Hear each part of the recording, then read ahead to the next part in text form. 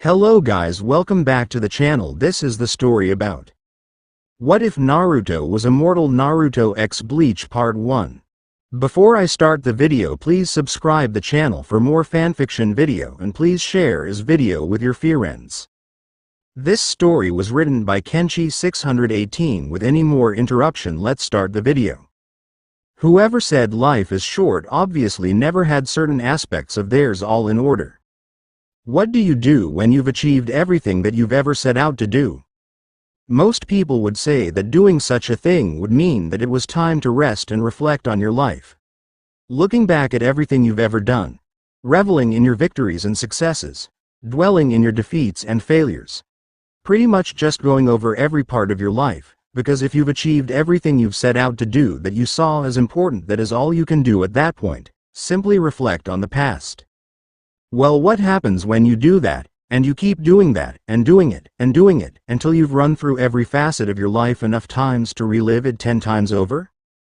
Eventually you get bored. Of course you're probably thinking, but wait. 10 times over? Shouldn't you be dead? Well yeah, I should.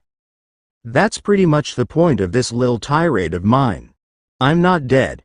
Because of the things I did and a certain mixture of traits that I was born with, developed throughout the course of my very chaotic and hectic life, I can't just die, not of old age. Not really of disease either, because my immune system is better than any kind of healthcare you could think of, And not from anyone trying to kill me either, because I haven't had anyone worth talking about actively pursuing my life for, Kami. I would guess a few hundred years at this point. Yes, a few hundred years. Apparently the two toads that taught me the way of the sages weren't bluffing when they told me of their ages, being well over 800 years old when I met them, and believe it or not, they're still alive. Just like me. Add that to the fact that one of my greatest and most well-known traits, my unflinching vitality and ability to damn near regenerate any significant damage done to me if given enough time, carried over into my lifespan as well. So despite the fact that I am undoubtedly the oldest old man alive on the face of the planet, I sure as hell don't look like it.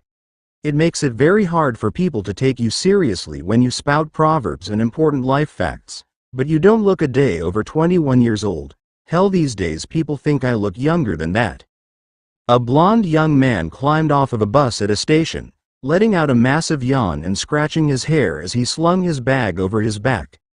Rubbing his eyes after awakening from a nap taken during the long ride, he scanned the crowd of people that had gotten off with him, meeting loved ones or hurrying off to their intended destinations. He simply took his time before walking off, going on his own way. He didn't have any living loved ones or anywhere in particular to be. He had seen the world time and time again, but he had always missed coming to this little spot, Karakura town. Not a very assuming place. Not very high at all on his favorite list of places to visit, actually pretty normal as far as he was concerned. Par the course for the cities and towns that populated the world in this era, not too big and not so small. So I simply go about my business, which is no business. I travel about, doing random things, whatever I can do to fight the still life. I've never been registered as a citizen of anywhere. How could I be? I'm more or less immortal. Eventually people would get suspicious when the same guy they knew as an 8-year-old was alive and kicking, still looking younger than they were when they were pushing gray hairs, right?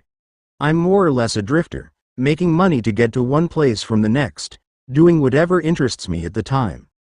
With nothing important to really take care of, what else could I do? The young man had his blonde hair in a wild spiky manner on his head, a pair of goggles on his forehead to keep his wild bangs out of his eyes to go with bright blue eyes, and strange whisker marks on his cheeks. He was wearing a pair of navy blue jeans, white sneakers, and a white t-shirt underneath an unzipped orange windbreaker jacket with a black stripe going down the sleeves.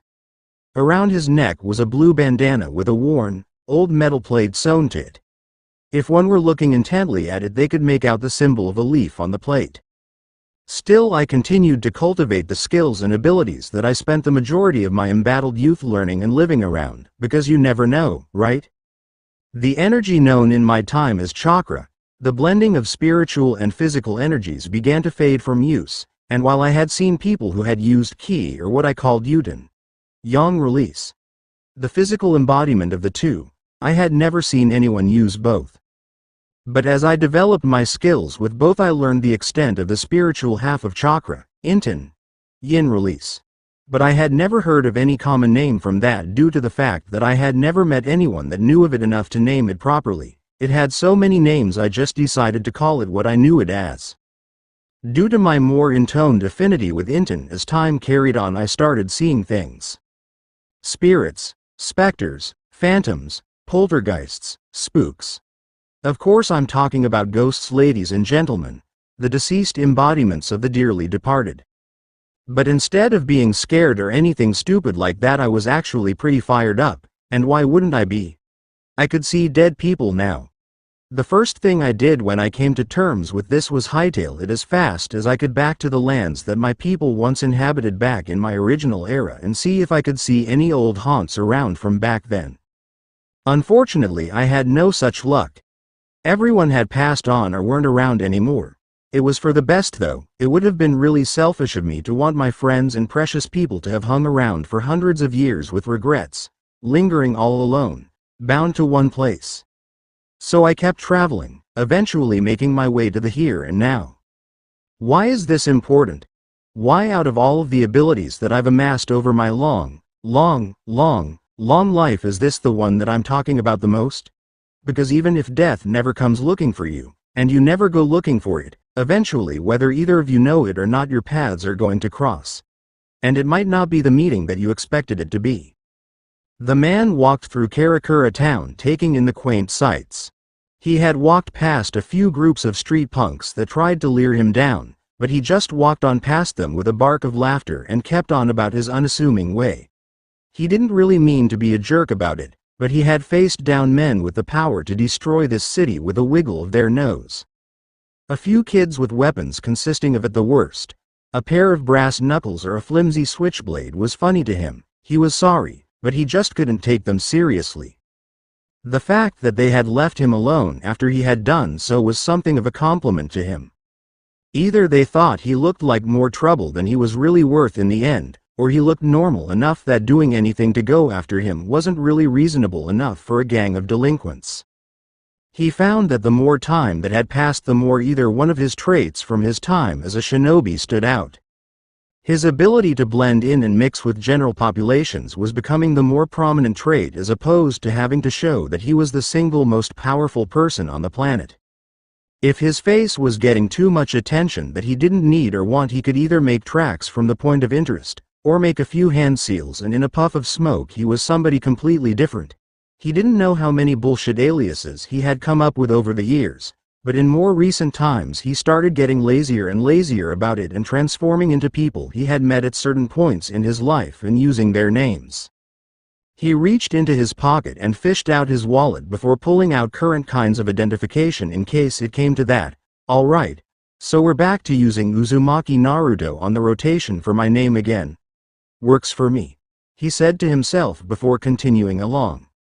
There was something Naruto was sensing about this town that he just couldn't put his finger on. There was a feeling in the air about the place that felt familiar. He just never felt enough of the feeling that was making him antsy to be able to readily identify what it was. But it was definitely putting him on edge, and it was something he wasn't ready to chalk up to paranoia, because at some point paranoia just means that your gut is getting better and better at figuring out you're in trouble before you ever realize it yourself. Naruto looked up in the sky to see what he thought were cracks. Yes, after waiting a moment and seeing them get bigger, he could definitely say with full brevity and confidence that those were cracks in the fucking sky. He looked around at the people, but kept his cool, as when he heard the roar and saw the cracks he hadn't heard or seen anyone begin to freak out and run. So either this kind of thing happens all the time and it's not dangerous enough for people to really care. Multiple roars sounded out through different areas while cracks of all kinds appeared in the sky all over Karakura town's skyline. Making himself scarce so that he could get himself to the top of a decently sized building for a better look, Naruto's sweat dropped when he saw dozens of cracks all over the sky, with gigantic monsters punching holes through them and dropping from the sky into Karakura town.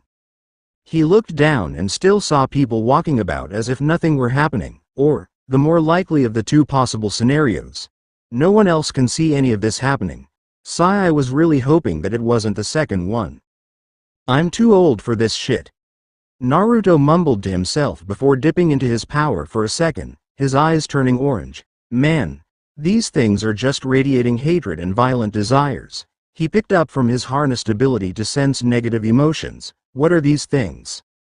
Roar! Naruto looked up and saw a crack above his head shatter, dropping one of these creatures down on his position, forcing him to jump out of the way lest he be crushed or have who knows what happened to him. As the dust from the monster's landing cleared, Naruto got a good look at what exactly he had seen begin infesting the town.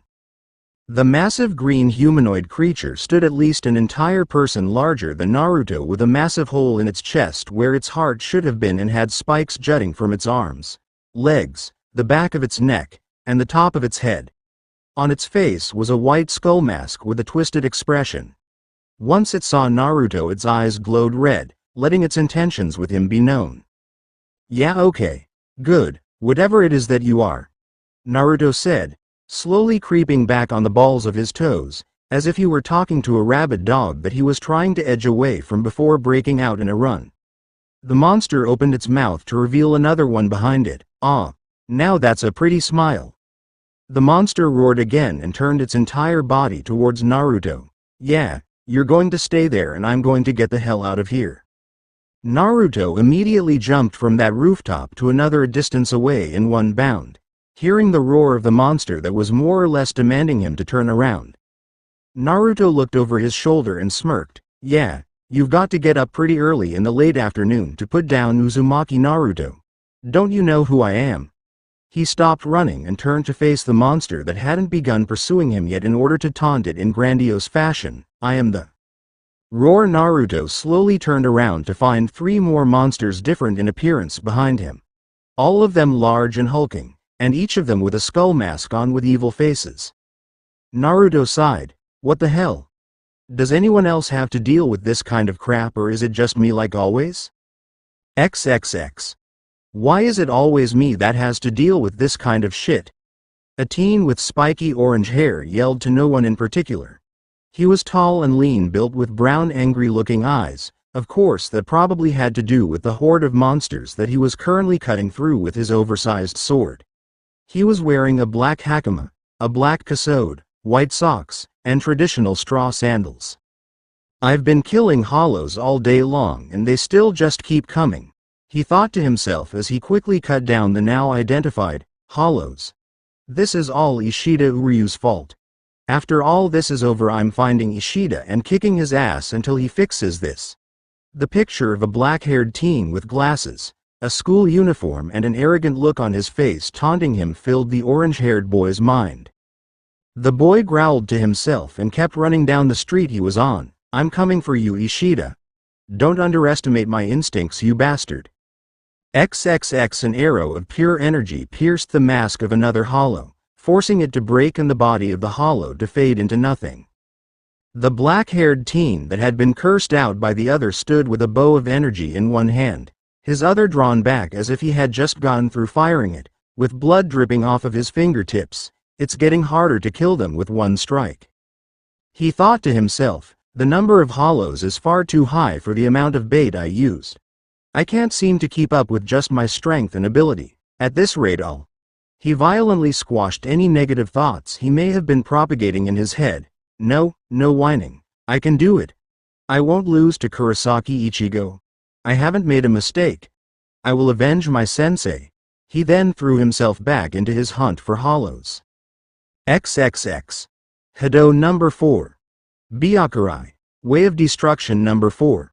Pale Lightning. A small, petite girl with violet eyes and black hair wearing a school uniform shot off a small bolt of lightning from her index and middle fingertips at a hollow that simply bounced off of it harmlessly, prompting the hollow to take a swing at her, forcing her to jump back in evasion. She glared at the hollow. "Shit, my keto didn't work at all, and this hollow is just a small fry. I've been in this gigai for 2 months and my strength still hasn't recovered at all." The hollow lifted its arm to smash the girl into the ground when all of a sudden it was kicked in the side of the head by an orange blur. "Ichigo?" Rukia-Nisan. Ichigo yelled as he attempted to latch onto the girl in a hug. At second glance, Ichigo was wearing his own school uniform, not the combat gear from his battles. I've missed you. Rukia held him back from hugging her. Kon. Damn it, Kon. That's you, isn't it? She stopped him from advancing any further with her foot pushing on his face. Wait, if you're here in Ichigo's body, then that means he transformed into a Shinigami, huh? Yeah. Kon, the spirit in Ichigo's body said, I think there was something I was supposed to find you and ask about, but I can't really remember what it was. Rukia got a tick mark on her head and started mashing on Kon's head harder with her foot. Really? Well, I guess I have to help you remember, don't I? Oh, well, that's good. This place is safe at least. Both Rukia and Kon looked towards the direction of the voice to see Uryu standing there. What the hell are you talking about? Kon roared angrily at Uryu. This entire situation is your fault. You started all of this by trying to kill everyone in town, calling all of those hollows here with that bait. Rukia looked at Uryu with a mistrusting expression. I see, so this is your handiwork after all. Uryu smirked. Well, a pleasure to meet you is probably what I should say. This is the first time I've spoken privately to you like this, Kuchiki Rukia. He spoke next, getting Kon's attention. You there, the spirit in Kurisaki's body. You're correct when you say that I started the fight, however I won't let a single person in this town die, he said, surprising both Rukia and Kon with his conviction. Even if Kurosaki Ichigo dies, I will protect the people in this town with my life. If I can't do that, then this fight has no meaning. What are you trying to prove? Rukia asked him, ignoring the hollow that Kon kicked, getting back to its feet to attack her and him again. Damn. Uryu quickly formed his bow to destroy the hollow when its head was suddenly cut off. I finally found you, you son of a bitch. Uryu turned his head and tilted his glass back onto his face properly. Kurosaki. Ichigo stood at the top of a flight of park stairs. Hey there, Ishida. XXX. With Naruto dodged another one of the hollows chasing after him. He had finally gotten sick of running and turned to fight the ones that had been after him before, but that only seemed to draw more to him, forcing him into the decision to run again. This is so stupid. Why in the hell do these things want to come and mess with me for? I just got here. Who could I have possibly pissed off to have them sick demons on me? Naruto quickly learned that the weapons he carried on him did next to nothing to these things. To even hit them, he needed to generate yin chakra to his weapons before using them. If he didn't, they would just fly on through them as if they were ghosts. His regular ninjutsu would barely leave a mark on them. The only things that were guaranteed to work out for sure were his own fists and feet. So he was pretty much fighting freaky monster ghosts. Okay, he'd bite. What were they doing coming after him? They didn't seem very pissed about him taking the others out. They just all seemed to want a piece of him for no reason. Letting his thoughts sidetrack him, Naruto let out a very unmanly shriek before jumping over a horizontal swipe of one of the hollow's tails before landing on its head in a hard stomp that wound up cracking the mask and shattering it. Naruto stood in place as the dust settled, breathing heavily due to his impromptu combat session before turning to the sky and yelling defiantly, "What? Is that all you've got for me? A few ugly-ass horror movie rejects? Did you think that would do anything to me? I'm Uzumaki, fucking Naruto, in case you haven't gotten the point yet after all of these years. I could have done that in my sleep." He started walking around on the rooftop of the rather high building he had fled to in order to fight. What else do you have for me? Come on, I honestly want to know. I fought scarier stuff when I was 16. Of course, after he finished his anger and adrenaline-induced rant, he noticed all of the cracks in the sky gathering to one spot in the park where every hollow left in Karakura town began swarming towards the crack. One of the hollows swarming about broke off and flew towards Naruto, trying to devour him. Naruto grit his teeth and drew his right arm back, forming a pure black, almost translucent, orb of spiraling energy in his hand, bringing a loud suction noise from the attack. Inten. Rasengan. Yin release. Rasengan. Naruto slammed the ball into the mask of the hollow and carved straight through the middle of its body, destroying it. Letting his guard down once more, Naruto broke into a short victory dance. The strongest men of my time trying to take over the world couldn't kill me. Nature couldn't kill me, and time couldn't kill me. I'm going to solve this too. You're going to have to send the Shinigami himself to put me down for good. The sound of the sky cracking grew louder than ever before. A pair of massive bony fingers peeled back the sky to reveal a gigantic skull mask with a pointy nose bigger than any hollow Naruto had fought thus far. Rah! Naruto shouted angrily, stomping his foot and cursing to himself. Naruto took a deep breath and calmed himself down as he massaged his temple because of the headache this entire day was giving him. Okay, I'll go deal with that too. Why not?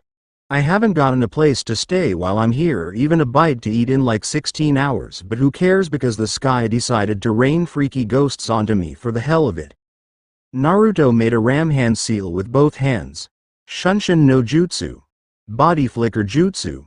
His body was surrounded by a swirl of wind and leaves before he disappeared from the roof.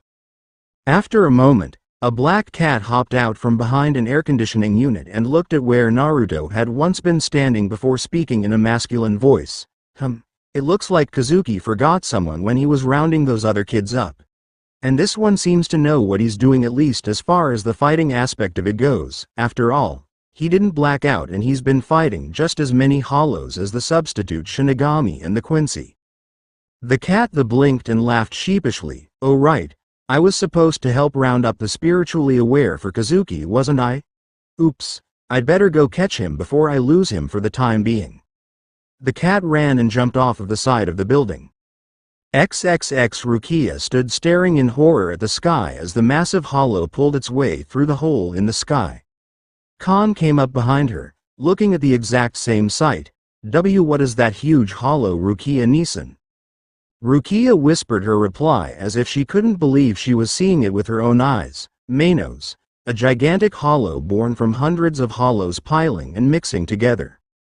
But I've only ever seen something like this as an illustration in a textbook, the Great Hollow, Manos Grande. Khan simply listened to her as she continued to explain. This is inconceivable for that thing to come out like this. Those are under the jurisdiction of the elite forces. A lone Shinigami couldn't hope to oppose it. The Manos Grande opened its mouth as multiple hollows swarmed around it and fired off a massive red blast of energy that eradicated all of the hollows caught in the range of fire. The few unlucky ones that got close to its mouth when it decided to shut it wound up being eaten. It's eating its fellow hollows. Uryu cried out in disbelief. He wasn't aware that hollows devoured each other like that, just humans. Ichigo started laughing. There's no way we can figure out how to fight that kind of monster. With this guy. He started swinging his massive sword around like a lunatic. We'll cut, and cut, and cut, and cut until we take him down for good. There's no other way. Ichigo then ran off towards the massive hollow. Come on, Ishida. Wait, Kurosaki. Uryu cried out as he followed behind him, not wanting to be left out of the battle. Rukia saw Ichigo run past her towards the Manos, swinging his sword like a berserker. Ichigo? Ichigo, quit it. You can't fight that thing. It'll annihilate you.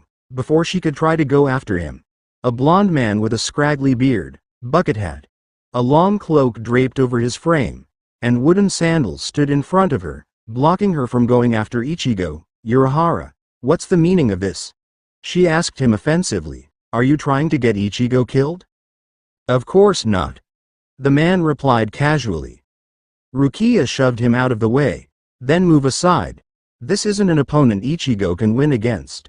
She was stopped when Urahara's hand held her back. Yeah, I can't really do that, Kuchiki-san. He said calmly and coolly. Please just watch quietly.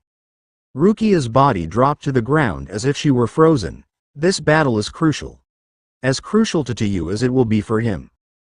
XXX Ichigo drew closer to the Manos Grande and with a battle cry cut into the side of its leg. However, his massive blade only made a small gash before the hollow kicked him off as if he were an annoyance. Ichigo landed next to Uryu on his back. I told you that wouldn't work, Kurosaki. He fired an arrow at the mask that simply bounced off. Shit. Just as I thought. I can't do any kind of damage at this rate. He looked over at the still-downed Ichigo. "Are you alright?" Ichigo popped right back up with a hearty salute and a smile, although he had a gash bleeding on his forehead. "Huh? Yeah, I'm not too bad off," he replied cheerfully. "What were you thinking?" Uryu asked him, not sure that he really wanted to know the thoughts that filled Ichigo's head. How on earth were you going to take him down with that? "Well," Ichigo said thoughtfully, prepared for his explanation, "I figured I could cut his feet and work my way all the way up to the head where I could start wailing on the mask since he's so big." "Geez. Were you dropped on your head at some point or something?" Uryu asked as he grabbed Ichigo's sword from him. "Now get up. We need to rethink our battle strategy." However, when he did, his bow overloaded with power. "What?" He then stared at Ichigo, who was complaining that they didn't even have a plan in the first place. "No way. This is Kurisaki's Riryoku, spiritual power. If this is the amount of power he releases unconsciously." Kurosaki. Uryu got Ichigo's attention away from his own mutterings, getting him to look over at him. "What do you wa? Whoa, what the hell is that? Why is your bow so huge now?" "That's not important," Uryu said in response, lying to Ichigo and himself unknowingly, since that was exactly what was important at the time. "This may sound like a weird idea, but I know how we can beat him." XXX. With Naruto. Naruto sat on a lower building surrounding the park quite a ways away from the Mainos as he looked at it and tried to come up with some sort of strategy before running in and getting his ass kicked.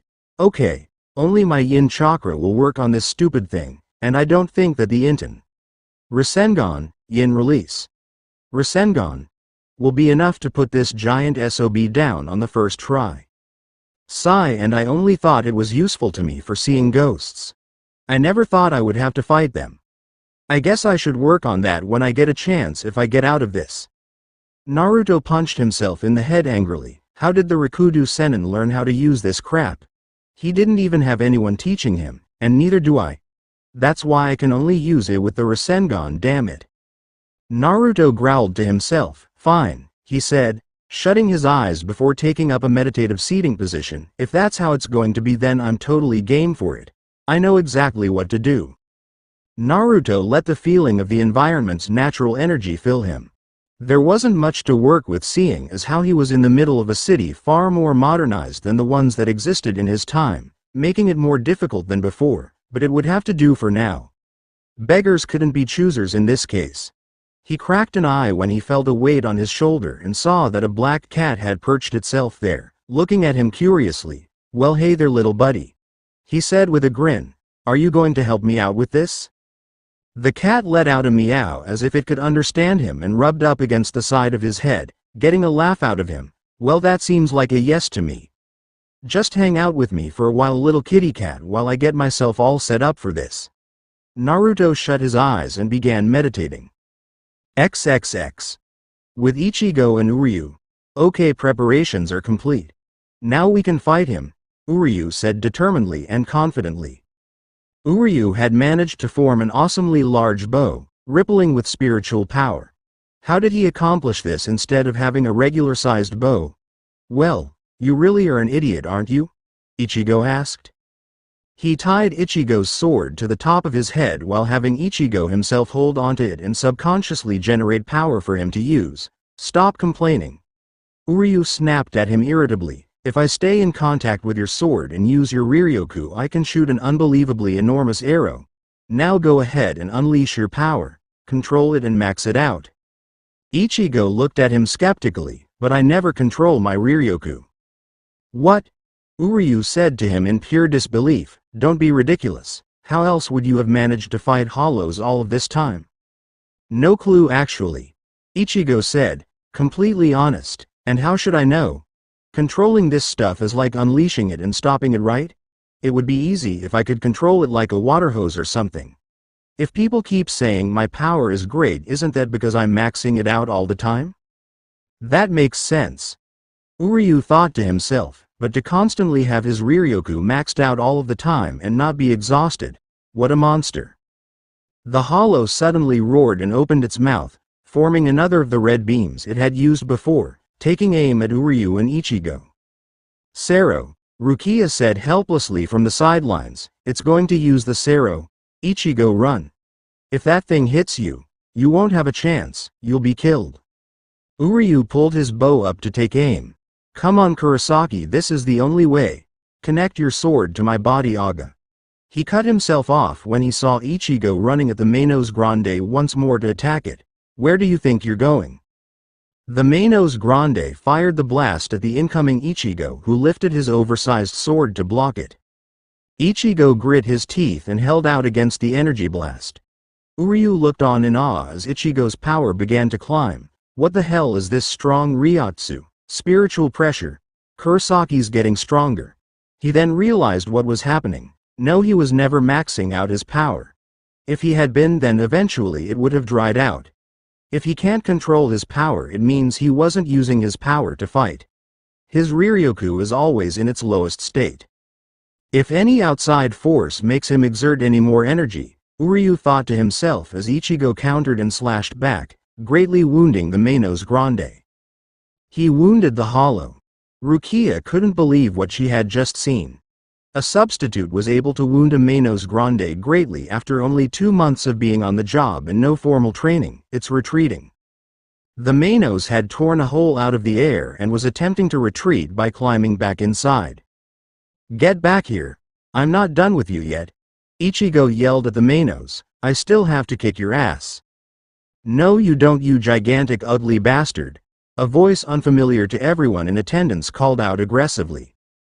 A yellow and orange blur ran past Ichigo and Uryu towards the trees, where it jumped up the sides rapidly before reaching the top of one and, using it like a slingshot, flung itself at the massive hollow.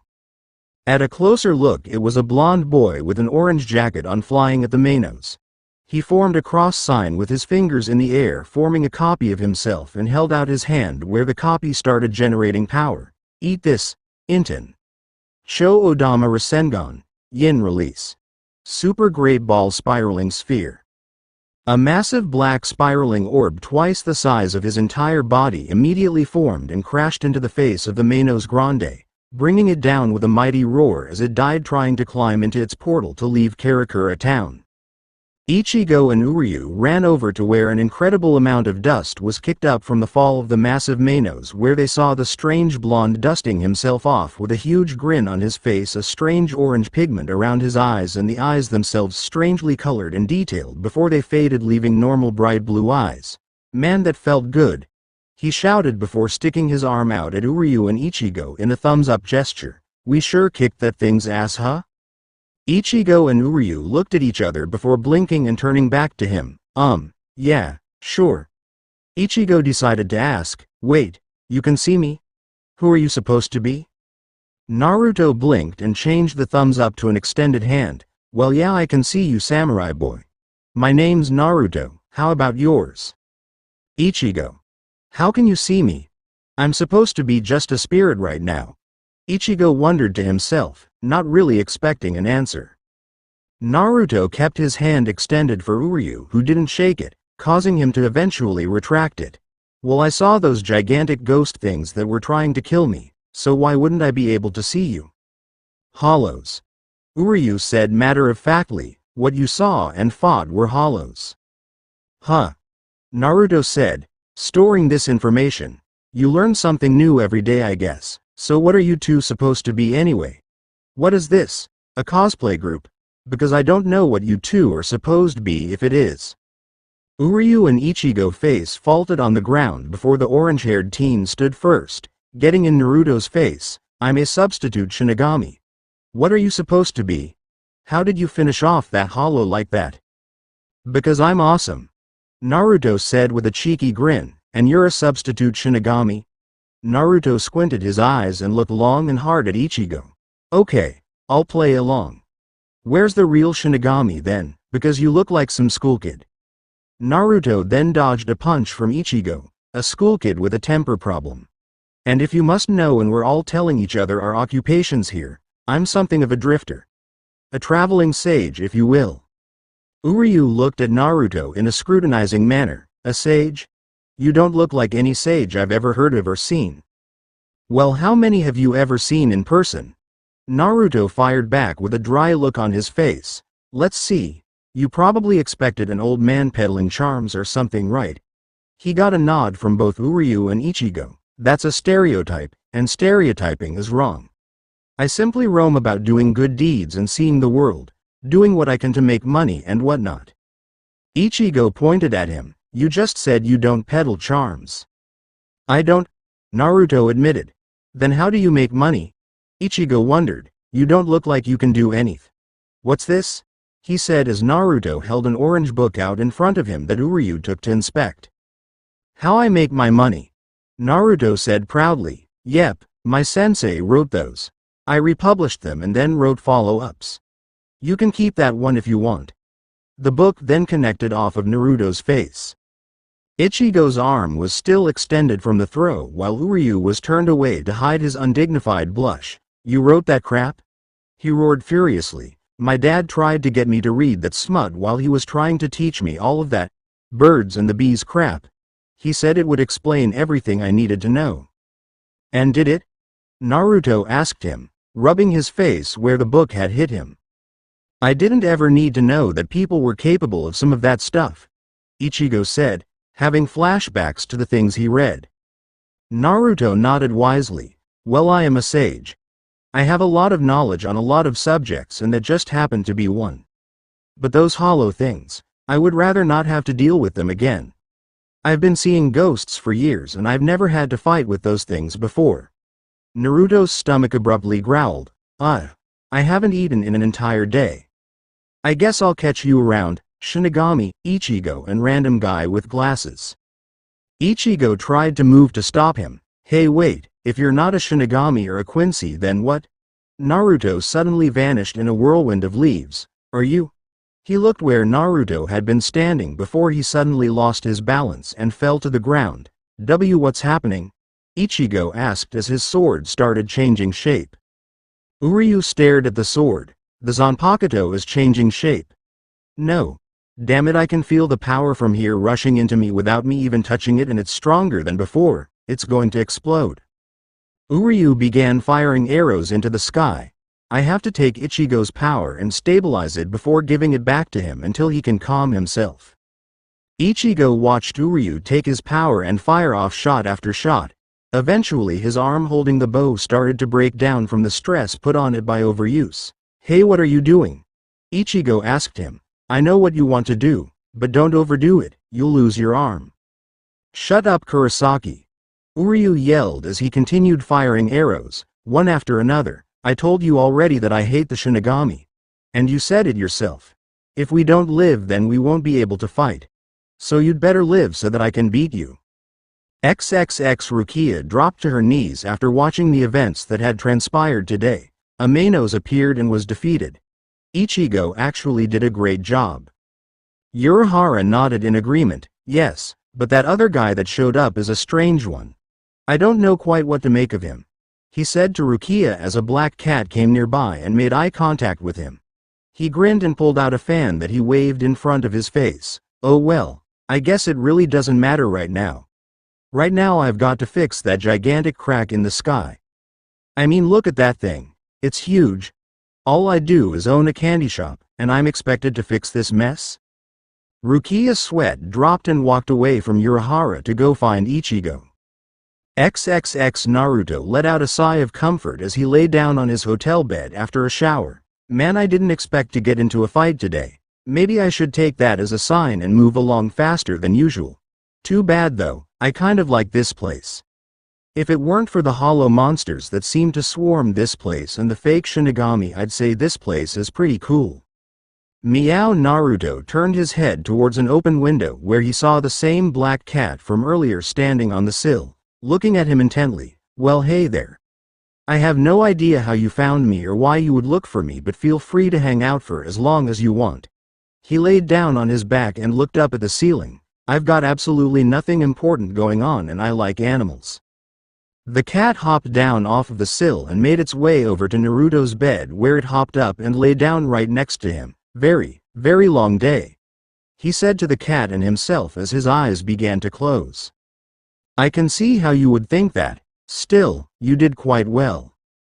Naruto's eyes slowly opened at the sound of the deep voice inside of the room. His eyes looked around before settling on the cat next to him that had a single eye open. Okay. I didn't sense anyone else enter this room and no one has properly snuck up on me in forever. I also don't sense any ill intent from you, so I'm going to say that you were the one that just said that. The cat's eye rose as if it was questioning his sanity. You don't seem surprised that a cat spoke to you. It said in the deep voice that he had heard, confirming his theory. Naruto scratched his nose. You aren't the first talking animal I've seen before, and the fact that you didn't try to slice me up or eat me alive before you said anything makes you cool with me. Like I said, I like animals.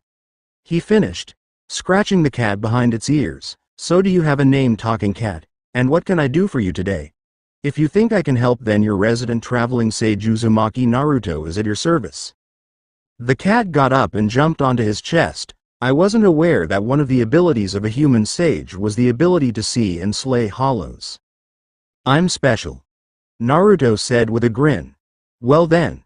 The cat said, Urahara was only focusing on the humans that were around that Kurosaki kid. I know why he did, but he almost missed a diamond in the rough in you. My name is Yoruichi, by the way. Naruto nodded, committing the name to memory. How couldn't he? It wasn't like he met talking cats everywhere he went, especially these days. Well then, Yoruichi, you said something about me being a diamond in the rough. For what? Tell me. Yoruichi said, you didn't seem to really know what you were doing or what you were fighting, but you were neither surprised, nor caught off guard when it came to the fighting itself. Do you know what you did? Do you? Naruto asked back, allowing Yoruichi to jump off of him so that he could sit up, but I'll tell you what I did. I used something that humans don't acknowledge anymore called chakra. Well, not really chakra, one part of chakra. The spiritual half, yin chakra. Chakra? Yoruichi said calmly. The cat sounded like it wanted to dispute him, but hearing that he really sounded like he knew what he talking about, prompted the feline to stay quiet and let him talk. Naruto nodded. Chakra is the combination of the physical and spiritual energies of the body. Yang chakra would be the physical portion, yin chakra would be the spiritual. I'm so in tune with my yin chakra that I could start seeing ghosts. I've never been attacked by a hollow until today though, but I am very skilled at fighting. Not so much with just the yin chakra though. He's never been attacked by a hollow before. Yoruichi thought in disbelief. Then how does he know how to fight them? Well, I have to tell you that what you call yin chakra has a name. It's called Riryoku. Naruto took that information in with a smile. Riryoku, got it.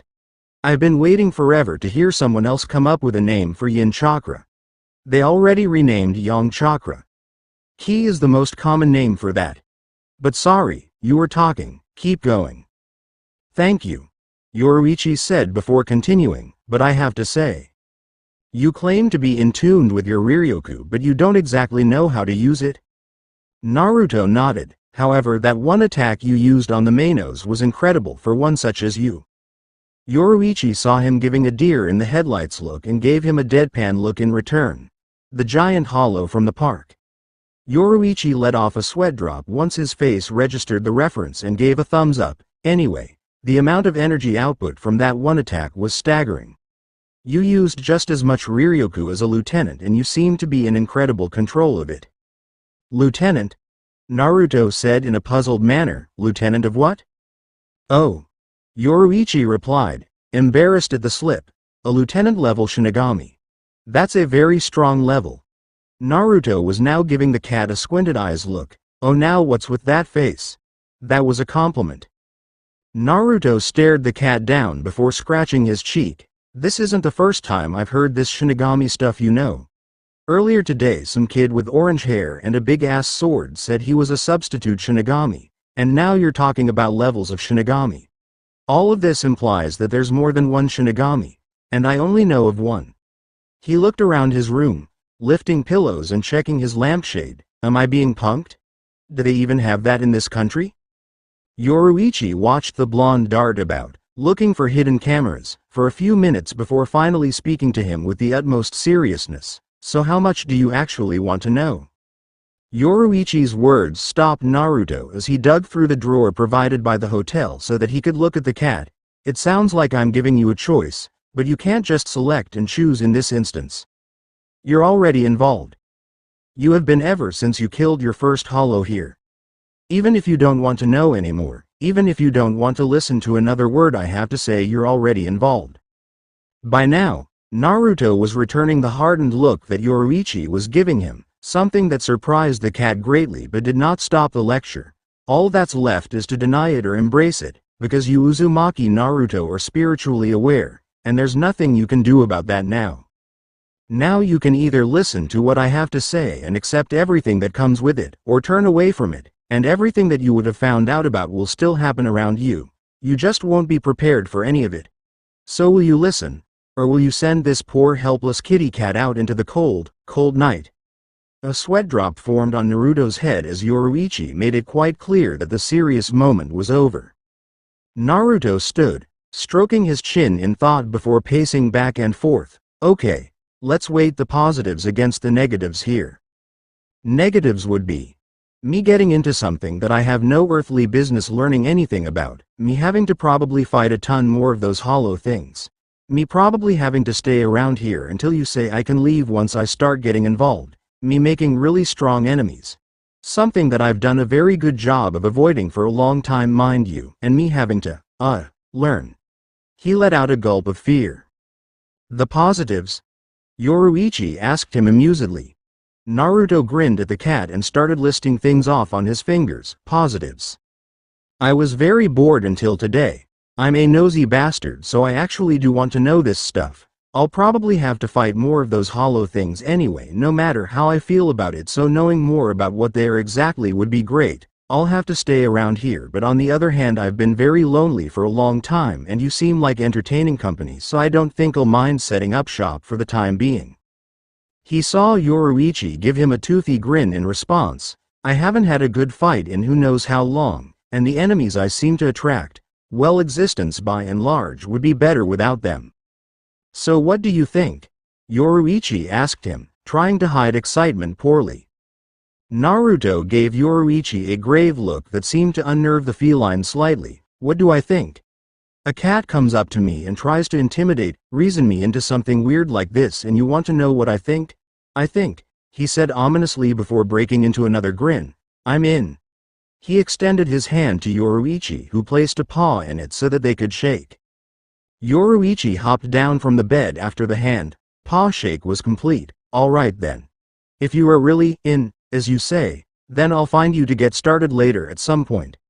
Well, now that that's settled, it has been a long day like you said before, and I would like to clean myself. Naruto blinked in confusion. Didn't cats usually just lick themselves and leave it at that? Well, Yoruichi could talk like a human and he knew other creatures that bathed like humans, so why not? He replied in an unsure fashion as he walked over to his travel bag, going through his things. Go ahead. Do you need anything? Or do you need me to help you out? He asked, trying to be helpful. No, that's not really necessary. Naruto's eyes snapped wide open at the sound of a female voice filling his room. But he never felt Yoruichi's presence leave, nor did he feel anyone else enter the room. What the hell? He turned around and got an eyeful of a dark-skinned woman with long purple hair walking into his bathroom. Oh, and she was naked as well. Yoruichi looked over her shoulder from the door at Naruto, who had his jaw hanging quite slack at what he was seeing. Oh, in case you didn't know, I'm a woman. Good to know, right? She laughed when she saw Naruto nod dumbly, unable to take his eyes off of her. Thanks for the use of the shower, Naruto-kun, she said in a teasing manner. Naruto simply gave her a half-hearted thumbs up while still staring at her. She shut the door behind herself and turned the shower on. Yes, Urahara might have found all of Ichigo's friends, but I've got myself an ace in the hole. Naruto stood staring at his bathroom door as the sound of water ran freely, letting him know this was definitely not a dream. It wasn't the transforming thing that shocked him, he could do that stuff himself. It was the fact that she transformed in front of him naked. Needless to say, it had been a long time for Naruto in a certain department. He wordlessly reached down into his bag and pulled out a notepad before quickly scribbling down what he had seen inside of it. This is going to sell me 1,000,000 freaking copies. I swear to Cammy. Hot Catwoman sneaking into the protagonist's hotel room for such and such. Man, I can see why Ero Sennin did this. This stuff writes itself. A small trickle of blood came from his nose. XXX. My name is Uzumaki Naruto. Age. I forget. Hometown. Konohagakure no Sato. Never heard of it? Don't worry about it. I can guarantee that you've never heard of it. It would scare me if you actually have. Likes. Ramen, finding something cool to do, pulling pranks, coming up with cool new aliases to use, seeing if any of my old aliases are famous for anything, protecting the weak, the spots of true untainted nature that I can still find these days, freaking people out with any of my jutsu, and orange. Dislikes. The time it takes to cook ramen. I mean, you'd think by now they would have fixed that and made it instantaneous, right? Fresh vegetables, people with superior attitudes for no reason, bigots, and I think spirits and overall spiritual things are starting to make their way onto this list. Shinigami, hollows, pluses, whatever you want to call them. Yeah, they're definitely working their way onto the list. My name is Uzumaki Naruto, and I have no idea what the hell is going on. After being alive for hundreds of years, learning everything I could about life and coming to terms with all of it, I am certain that I'm about to find out that I now know only one thing for sure. For all I've seen and done, for all my knowledge and experience about life, I don't know shit about death. Believe it. God damn it, I thought I'd fixed that by now. Naruto found himself wandering about Karakura town, wondering when Yoruichi was going to find him. It had only been a few days since Naruto arrived abruptly in town and ended up thrown directly into the gigantic battle royale with the Hollows, and he hadn't seen hide nor hair of Yoruichi since she had found her way into his hotel room and gave him a memory he was certain he wasn't going to lose for quite some time. She said she was going to explain all of this stuff to him, but so far the only thing he understood was what he deduced for himself. That Hollows were just violent ghosts that ate people's souls and wanted him dead, in particular because people that could see spirits were apparently something of a delicacy to them. How fun. So here he was trying to explore what he expected to be his new stomping grounds for the time being. It was a nice day, he had a full stomach from the breakfast that was served at his hotel, and he was looking for something to occupy his time until he could find Yoruichi again. For a woman that was so hot, she sure was hard to find. Maybe the part about her keeping a transformation as a black cat was what made it so hard. His clones had been all over the town looking for her and didn't find anything. Hey kid. Naruto heard a shout coming from behind him. Yeah, you, blondie. You're the only blonde guy out here, so you know I'm talking to you. Naruto looked around and saw the people on the street staring at him. He sincerely hoped that one of those gangs he had been ignoring and laughing in his head didn't want to make a scene. You called for me? Naruto asked as he turned around and came face to face with a police officer. Can I help you? The cop looked at Naruto sternly, confusing him greatly. Naruto hadn't done anything since coming to Karakura town. Well, anything illegal that anyone could actually prove. He wasn't sure if waging a pitched battle in the middle of town with a gigantic monster was illegal or not, but he was sure it wasn't, and besides, most people couldn't even see it, so he was sure he was covered on that front.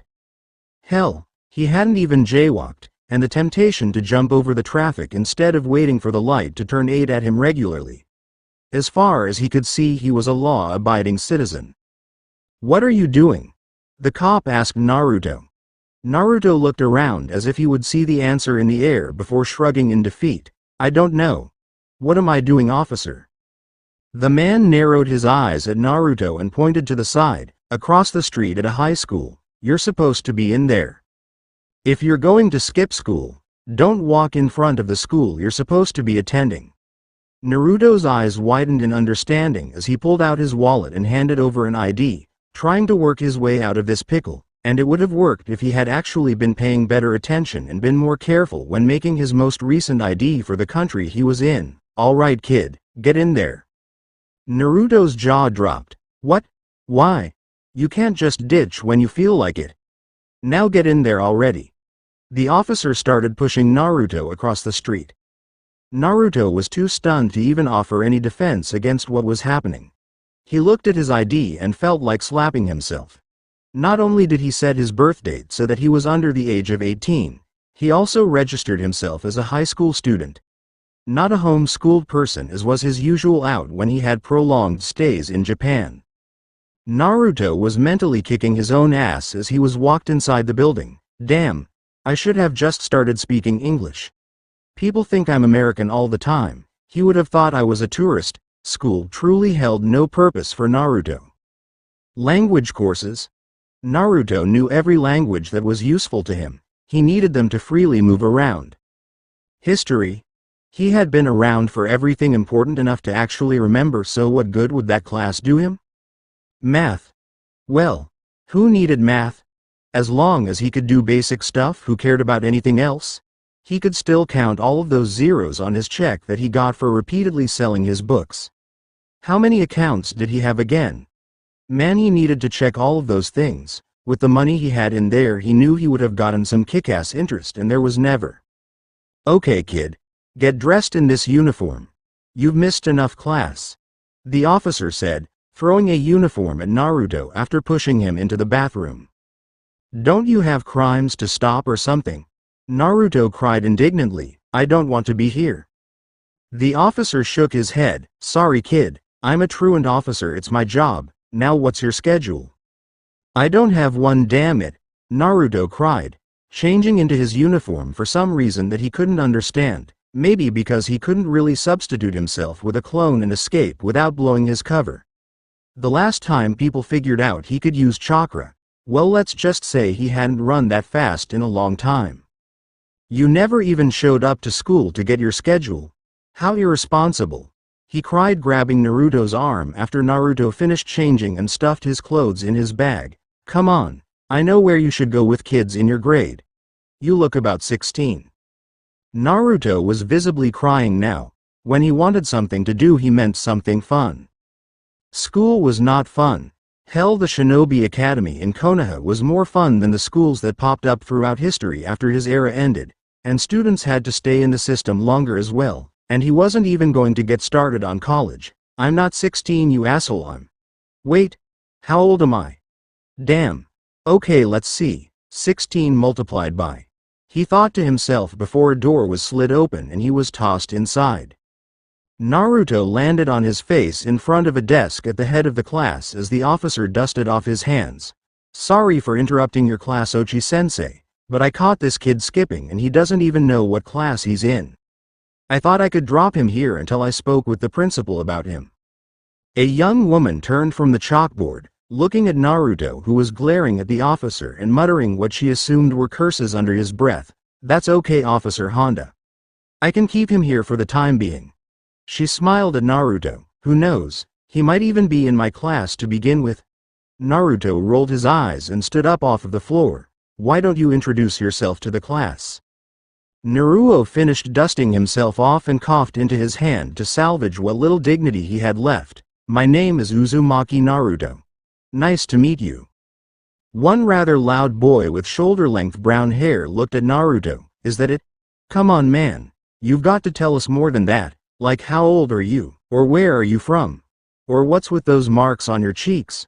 Are they tattoos? Naruto looked at someone, shushed the boy that was identified as Keigo, and decided to humor him. Fine. I'm as old as all of you think I am. The marks on my cheeks aren't tattoos, they're birthmarks. Who the hell tattoos whiskers on their cheeks, by the way? And my hometown? I'm from a little town called None of Your Goddamn Business. A ruler smacked the side of his head abruptly. Ow, he said dully. Okay, Uzumaki-san, take a seat. Ochi-sensei said to him. A tick mark on the side of her head at his use of vulgar language. That seat in the corner is vacant. Naruto shot an okay sign to the teacher and quickly made his way to his seat to allow her to continue teaching. He of course did not pay attention to a single word she said, as after this was all over he would never be caught within a square mile of this school again. Instead, he chose to look around the class and imagine his surprise when he saw two very familiar people. Two of the three people he had actually met while in Karakura town. Ichigo and kid with the glasses whose name he never got. Ichigo of course had easily registered his presence and had been looking at him alongside a smaller girl with black hair that was sitting next to him. On the other hand, Uryu was trying to ignore him and failing miserably in the process. Naruto waved cheekily at Ichigo, getting a sweat drop out of him and the girl next to him before they turned back around, leaving him to his own devices. Uzumaki-san. Naruto's attention was directed towards the board before he could attempt to find an opening to switch places with a clone and leave. Everybody kept looking at him and he couldn't find time to make a quick clone, let alone cause enough of a distraction to use it as his decoy. Could you translate the sentence on the board? Naruto looked at the sentence intended and squinted at it. To what? His question got a round of laughs from around the class, pissing him off somewhat. That was a legitimate question. He didn't know what class this was. To English, please translate it if you would. Naruto could tell that he was starting to upset the teacher by being so belligerent and decided to comply. It wasn't her fault he was stuck there, she was just doing her job. He nodded and looked at the board before flawlessly speaking in some dialect that no one had ever heard before. After realizing what he had said, he slapped his hand to his mouth. Crap. That was Old English. Stupid shifting vernacular. Pick an exact dialect and stick with it. He laughed nervously and attempted again. I mean, it would be a good idea to go on a nice trip today. Ochi-sensei stared at him for a moment with a questioningly tilted eyebrow before letting it slide. He did answer the question after all. Very good, Uzumaki-san. Even though you haven't been in school, you show a good amount of grasp on the language. Having dodged a bullet of sorts for the time being, Naruto decided that if he wasn't going to be doing anything anyway, he might as well be doing a form of nothing that was useful to him. Making himself completely still and drowning out everything around him, he began to meditate and try to get more in touch with Karakura Town's natural energy. It didn't help much against the hollows until he started using yin chakra and needed a knockout punch, but now that he knew what worked, he could begin finding ways to develop variants to use it. How he was going to do that was anyone's guess, but he made a living off of pulling off things that people didn't think were possible. A loud ringing of a bell stirred him from his trance, and as the students filed out of the room, he noticed one thing about school that might actually make him come back in the near future. Those school uniforms for girls could be a fantastic source of research. Naruto then smirked to himself. He was all alone in the room and had a chance now. Making a quick clone and giving it marching orders to continue with what he was doing, or, more importantly, gather some research, if the opportunity presented itself. He opened the window and jumped out, escaping Karakura High School with not a second thought. XXX. Hours later, sunset.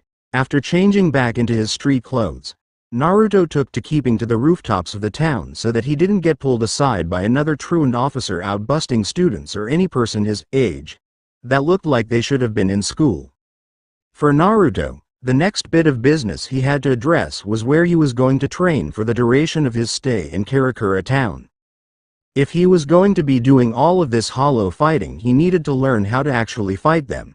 He wasn't simple enough to believe that every time something like that giant hollow Ichigo, and Uryu put down the other day showed up, he could just solve everything with a Rasengan and that would be that. Nor did he believe that the hollow they fought was as strong as they got, because let's face it, his luck was simply not that good. The other day, while looking for Yoruichi with his cage bunshin, they stumbled upon a rather promising spot that he was heading over to check out. As he arrived, he looked around. He found himself in an old graveyard. It worked for him because it was at the edge of town, and upon closer inspection it was perfect for him. The last person buried there had been placed there over 50 years ago, meaning that pretty much no one was going to come around to bother him around there. Finding a clearing nearby after a short walk through a forest so that he didn't end up disturbing the graves, he stood around taking in his surroundings. Okay. Yin chakra, or Riryoku, or whatever I'm supposed to call it these days. I know what it feels like specifically, Naruto said as he channeled some to his hand. Were anyone else other than those that were spiritually aware watching, they would have seen nothing. But to Naruto it appeared as if his hand was covered in a white ethereal glow. Now chakra is half this stuff and half physical energy. I can hit hollows with my ninjutsu, but it doesn't hurt them like it would a living creature. he said quietly to himself as if he were trying to explain a theory to himself. It should hurt a Shinigami though. Naruto smirked at the sound of Yoruichi's voice. "Ha, I knew you were coming this time. No sneaking up on me today," he said, turning around to face the golden-eyed woman who, much to both his pleasure and disappointment, was clothed this time. Her purple hair was done up in a ponytail and she wore an orange shirt with 2 straps over the shoulders, a black shirt underneath that he could see through the neckline of her first shirt, a large beige sash around her waist, tight black pants, long beige wrist warmers, long beige leg warmers, and light brown shoes. Yoruichi walked up to Naruto with a smirk on her face. "I wasn't trying this time though, was I?" Naruto shook his head. "Maybe, but the fact remains, it has been a long, long time since anyone has successfully gotten the drop on Uzumaki Naruto." He pointed at a nearby tree at the edge of the clearing. "I'm also never alone." Yoruichi followed where he was pointing to see another Naruto pop out of the top of the tree and wave at her before disappearing in a puff of smoke. She looked at him appraising. "You have very interesting powers." Naruto grinned at her before he let it slip. "Maybe to humans. But to spirits I only have one move that I know for sure will work." Yoruichi shook her head. "You don't know that for sure, and there's only one way to find out for yourself. You need to find a Shinigami and fight one." Naruto gave her a dry look. "Yes, because I'm so looking forward to facing off against the embodiments of death," he said sarcastically. "Despite a tumultuous and violent start to my life, the vast majority of it has been rather peaceful and I like that. I really don't feel like going and picking a fight with the only things that I think would be up to the task of killing me. Maybe I can see if that Ichigo kid wants to go a few rounds so I can find out, but other than that I would rather not." "Who said Ichigo was the only Shinigami you knew?" Naruto looked at Yoruichi, who was grinning like the cat who swallowed the canary. "You seem like you're pretty confident in yourself as a warrior. Why do you think you wouldn't be able to match a Shinigami?" "Because even the strongest shinobi that I grew up around in my time feared and respected the power of the Shinigami," Naruto said, slightly on edge now that he knew Yoruichi was a Shinigami. "Even if you guys aren't really the one we thought you were, you still carry the name of the Harbinger of Death. And you can't run away from death, no matter how strong you are or no matter how long you've lived. If you guys really are Shinigami, then I think there's a reason that I'm meeting you now." He let out a sigh. "I guess my ticket's finally up, huh?" Yoruichi blinked and tilted her head to the side. What was he talking about? "What do you mean? You think I'm going to kill you?" Naruto nodded before lowering his head. "Aren't you? I mean, I know what you are. And here we are in the middle of nowhere. I'm not really scared or anything. I've lived long enough, but can you make it not hurt, please?" "You think? You've lived?" Yoruichi was truly confused by what he was talking about. "You're so stupid," Yoruichi said before slamming her fist into the side of his face. Now she really didn't look it, but Yoruichi hit hard. Very hard. He hadn't been hit nearly that hard in an uncountable number of years and almost forgot how to take a punch like that and get up. But some things you never forget, and good fighters never forget things like that.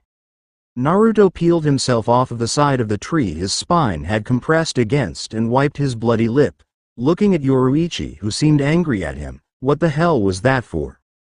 Yoruichi shouted back at him. "What the hell do you mean? You're talking like you want to die or something. I'm not going to kill you, idiot. I never was. I'm not an active Shinigami in the Gotei 13. "The what?" Naruto stored that name in the back of his head to ask about later. "Well, if you're not here to kill me, then what do you want with me?"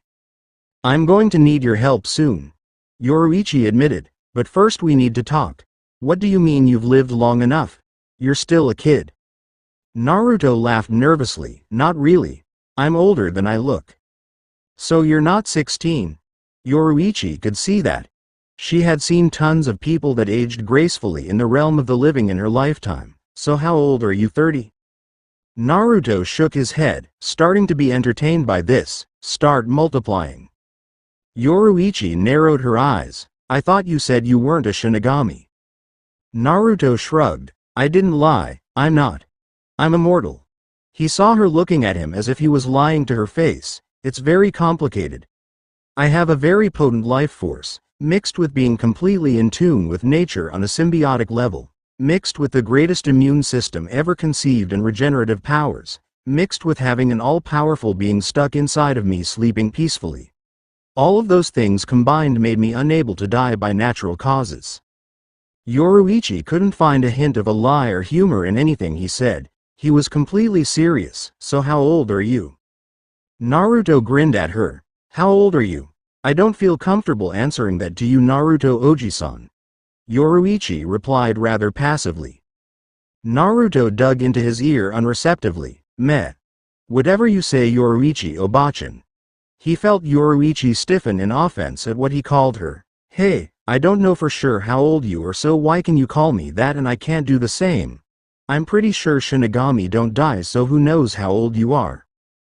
Yoruichi's eyes shone over in rage. I'm not that old, I'm only... She stopped as soon as she saw the teasing smirk on Naruto's face and calmed herself. And Shinigami do die, they just live far longer than humans do. Naruto quirked an eyebrow. How do spirits die? What happens after they die? He suddenly started waving his hands. Actually, never mind. I don't want to know. I haven't even died once yet. I don't need to find out too much before my time comes. That's bad luck. You'll think otherwise sooner rather than later. Well, anyway, I'm going to be kicking your ass all day today, Yoruichi said with a wide grin. What? Naruto didn't want to fight Yoruichi. There were other physical things that he felt himself wanting to do with her, but fighting wasn't one of them. I mean, one of them might get hurt doing what he wanted to do, but it would have been the good kind of hurt. Why? Yoruichi placed her hands on her hips. Because I don't know what your powers are and I need you to be ready for battle soon. Very soon. You're going to be my secret weapon and I want to make sure you're ready. I want to know exactly what you're capable of so that I know how to train you. Now get ready, she said with a smile, getting into a ready stance. Naruto backed up defensively. Wait, don't I get a choice in this? Nope.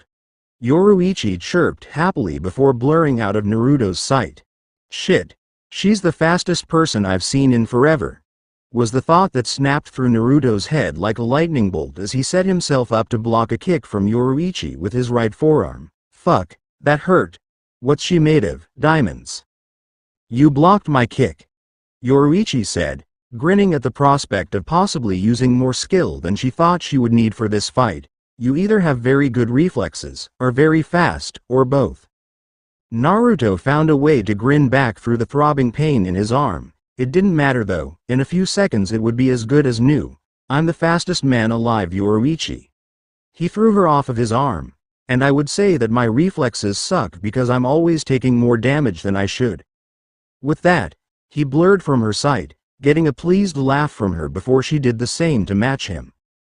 As the two clashed repeatedly all over the field, they realized something about the other. Yoruichi found that Naruto was incredibly talented in hand-to-hand. Despite not being trained in Hakuda, she found he was gleefully matching her hit for hit all across the board. She was never able to get him with any feints, and she was almost caught a few times by him due to his attacking from seemingly unpredictable angles with wild, but seemingly intended patterns.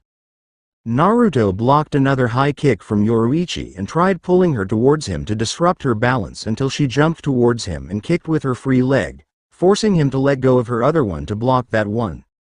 The force of the attack drove him back and let Yoruichi land on her feet safely before coming at him with another attack of her own. Naruto's strategy devolved into him using his own speed to make her miss him when she attacked, because as fast as she wasn't that much faster than him, and when moving that fast one would get tunnel vision. As long as he didn't directly engage her and was fast enough to avoid her, he could eventually wear her down. Naruto, despite not being a hand-to-hand savant while he had been a shinobi, had lived for enough lifetimes to soak up experience fighting against more styles of combat than anyone else, period. He even ran through a phase where he would travel around challenging dojos and fighting schools just for kicks. He later slapped himself a few years back. If he had waited, he could have made quite a bit of money off of fighting, but he didn't need to be that kind of famous. The point was, because he used it more than any other aspect of his abilities, and because of centuries of harnessing his skills through one way or another, Naruto could safely say that his skill with taijutsu was neck and neck with his skill in ninjutsu. Yoruichi watched Naruto slip her attacks and evade her. Even when she was subconsciously stepping up her speed. How does a regular human get so fast? I've never heard of anything like this in my entire life. I actually have to start stepping it up here. She thought when she felt the air from one of Naruto's counter punches rip past her head. Naruto doubled over when Yoruichi deposited her elbow into his belly. Before he could retaliate, he ended up taking a hard kick to the side of his head, sending him tumbling along the ground. What the fuck just happened? Did she flip a switch or what? Yoruichi bent over to look down on Naruto. The way I was moving so fast is called shunpo. Flash steps. A speed technique that a lot of Shinigami know. I haven't used it in quite some while though. No human eye can keep up with it, so don't feel bad. It took me quite a while to actually get you. I had to take more steps to reach you. I guess I'm out of practice. Naruto spun to his feet with a whirlwind of a kick that got Yoruichi to jump back. I haven't had to use this in forever. I hope you aren't as rusty as you think you are, Yoruichi, because you're not the only one with a speed technique. My dad had one faster than your move, way faster, but I could never master it. I still can't, so I found my own way to outclass people with speed. I never really used it in a fight though. No one was around that needed me to try it on. Yoruichi's eyes widened. You're just a human and you can move even faster than this? What kind of mortal are you supposed to be? Naruto wiped the scuff marks off of his face. How good of an eye do the Shinigami keep watch on the world? Yoruichi felt no harm in answering his question. We're not gods. We simply keep the balance of souls by escorting those that have trouble passing on to the Soul Society as well as protect the world of the living from hollows. We don't interfere anything unless it would disrupt the balance of souls, but that hasn't happened on a wide scale in about 1200 years. Most of the time the problems solved themselves. The last potential event, not counting the Quincy incident 200 years ago, occurred over 500 years ago and was solved before anyone could even begin to mobilize anything to check it out. Naruto laughed. Yeah, because I was the one that solved them. I've been the one settling all of that stuff, Yoruichi. And the older I got the better I became at handling mortal business. It's clockwork now for me. You Shinigami need to be paying me a retainer. I've been doing your job since I was 16. Hell, if that's part of your job then I might as well be a Shinigami myself. Yoruichi gaped at him before snapping at him angrily. Damn it, how old are you? You're being really cryptic and anal about this. Naruto chuckled. Why don't cut me open and count the rings? You'll be here all day. I've always been there. Doing my best to keep the peace or at the very least help peace along from the shadows. Do you want an example? I'll give you a recent one. Yoruichi nodded. If you would. Because I have a hard time believing that one man governed the affairs of the entire world. Naruto smirked. Fine, during World War II, or as I like to call it, the big-ass violent waste of my time and effort. Stuff kept happening to fighter airplanes and bombers. Stuff no one could explain.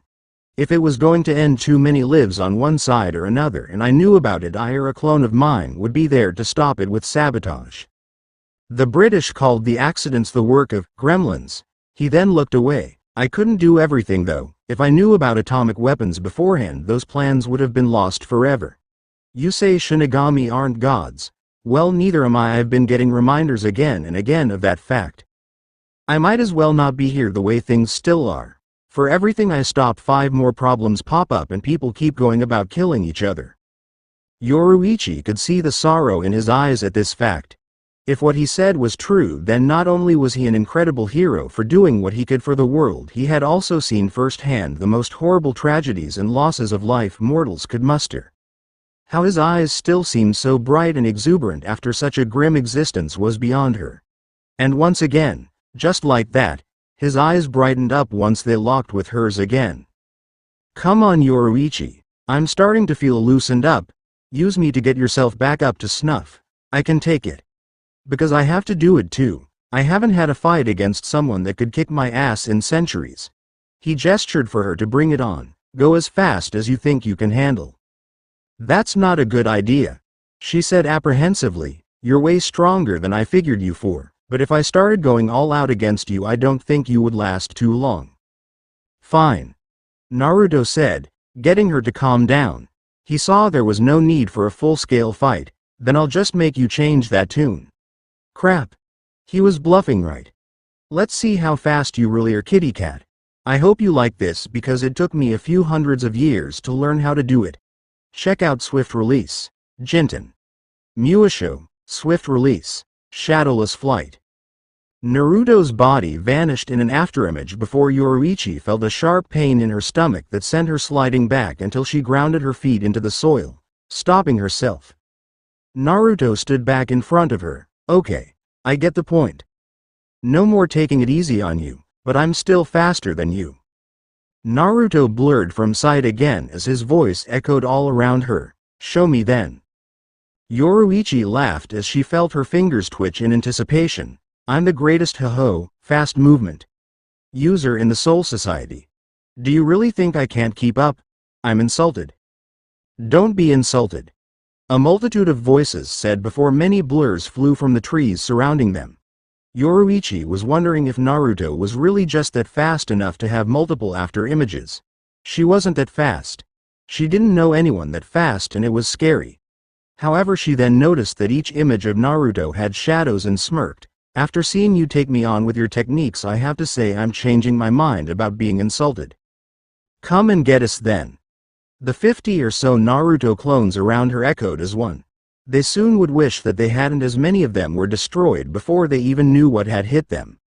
The others lasted just long enough to marvel at how fast Yoruichi could be, as the stationary copies only saw Yoruichi stop long enough in motion after beating a clone with pure physical combat and moving on to the next in less than the blink of an eye. The field was filled with smoke as she finished beating all of his clones. I hope the real you wasn't in there because I might have killed you if you were. Naruto appeared back in front of her with a huge grin on his face. Okay, you're still faster than me. I was dodging and switching places with my clones all through that and still barely got away. They can't use Swift Release. But I'm not done yet. Let's see how you like this. Yoruichi squinted when she saw his eyes turn into a swirl pattern but didn't have time to ask about it. Banshu Tenin, heavenly attraction of all creation. Yoruichi felt what was going to happen before it took effect as Naruto stuck his hand out and gestured towards himself. She felt a pull on her body and immediately turned around to get the hell out of Dodge, but found herself moving at the speed of a normal human wading through mud. Why are you so fucking fast? Naruto asked himself as he felt her strain against his gravitational attack. He just couldn't reel her in close. You have so much momentum I can't even pull you towards me an inch.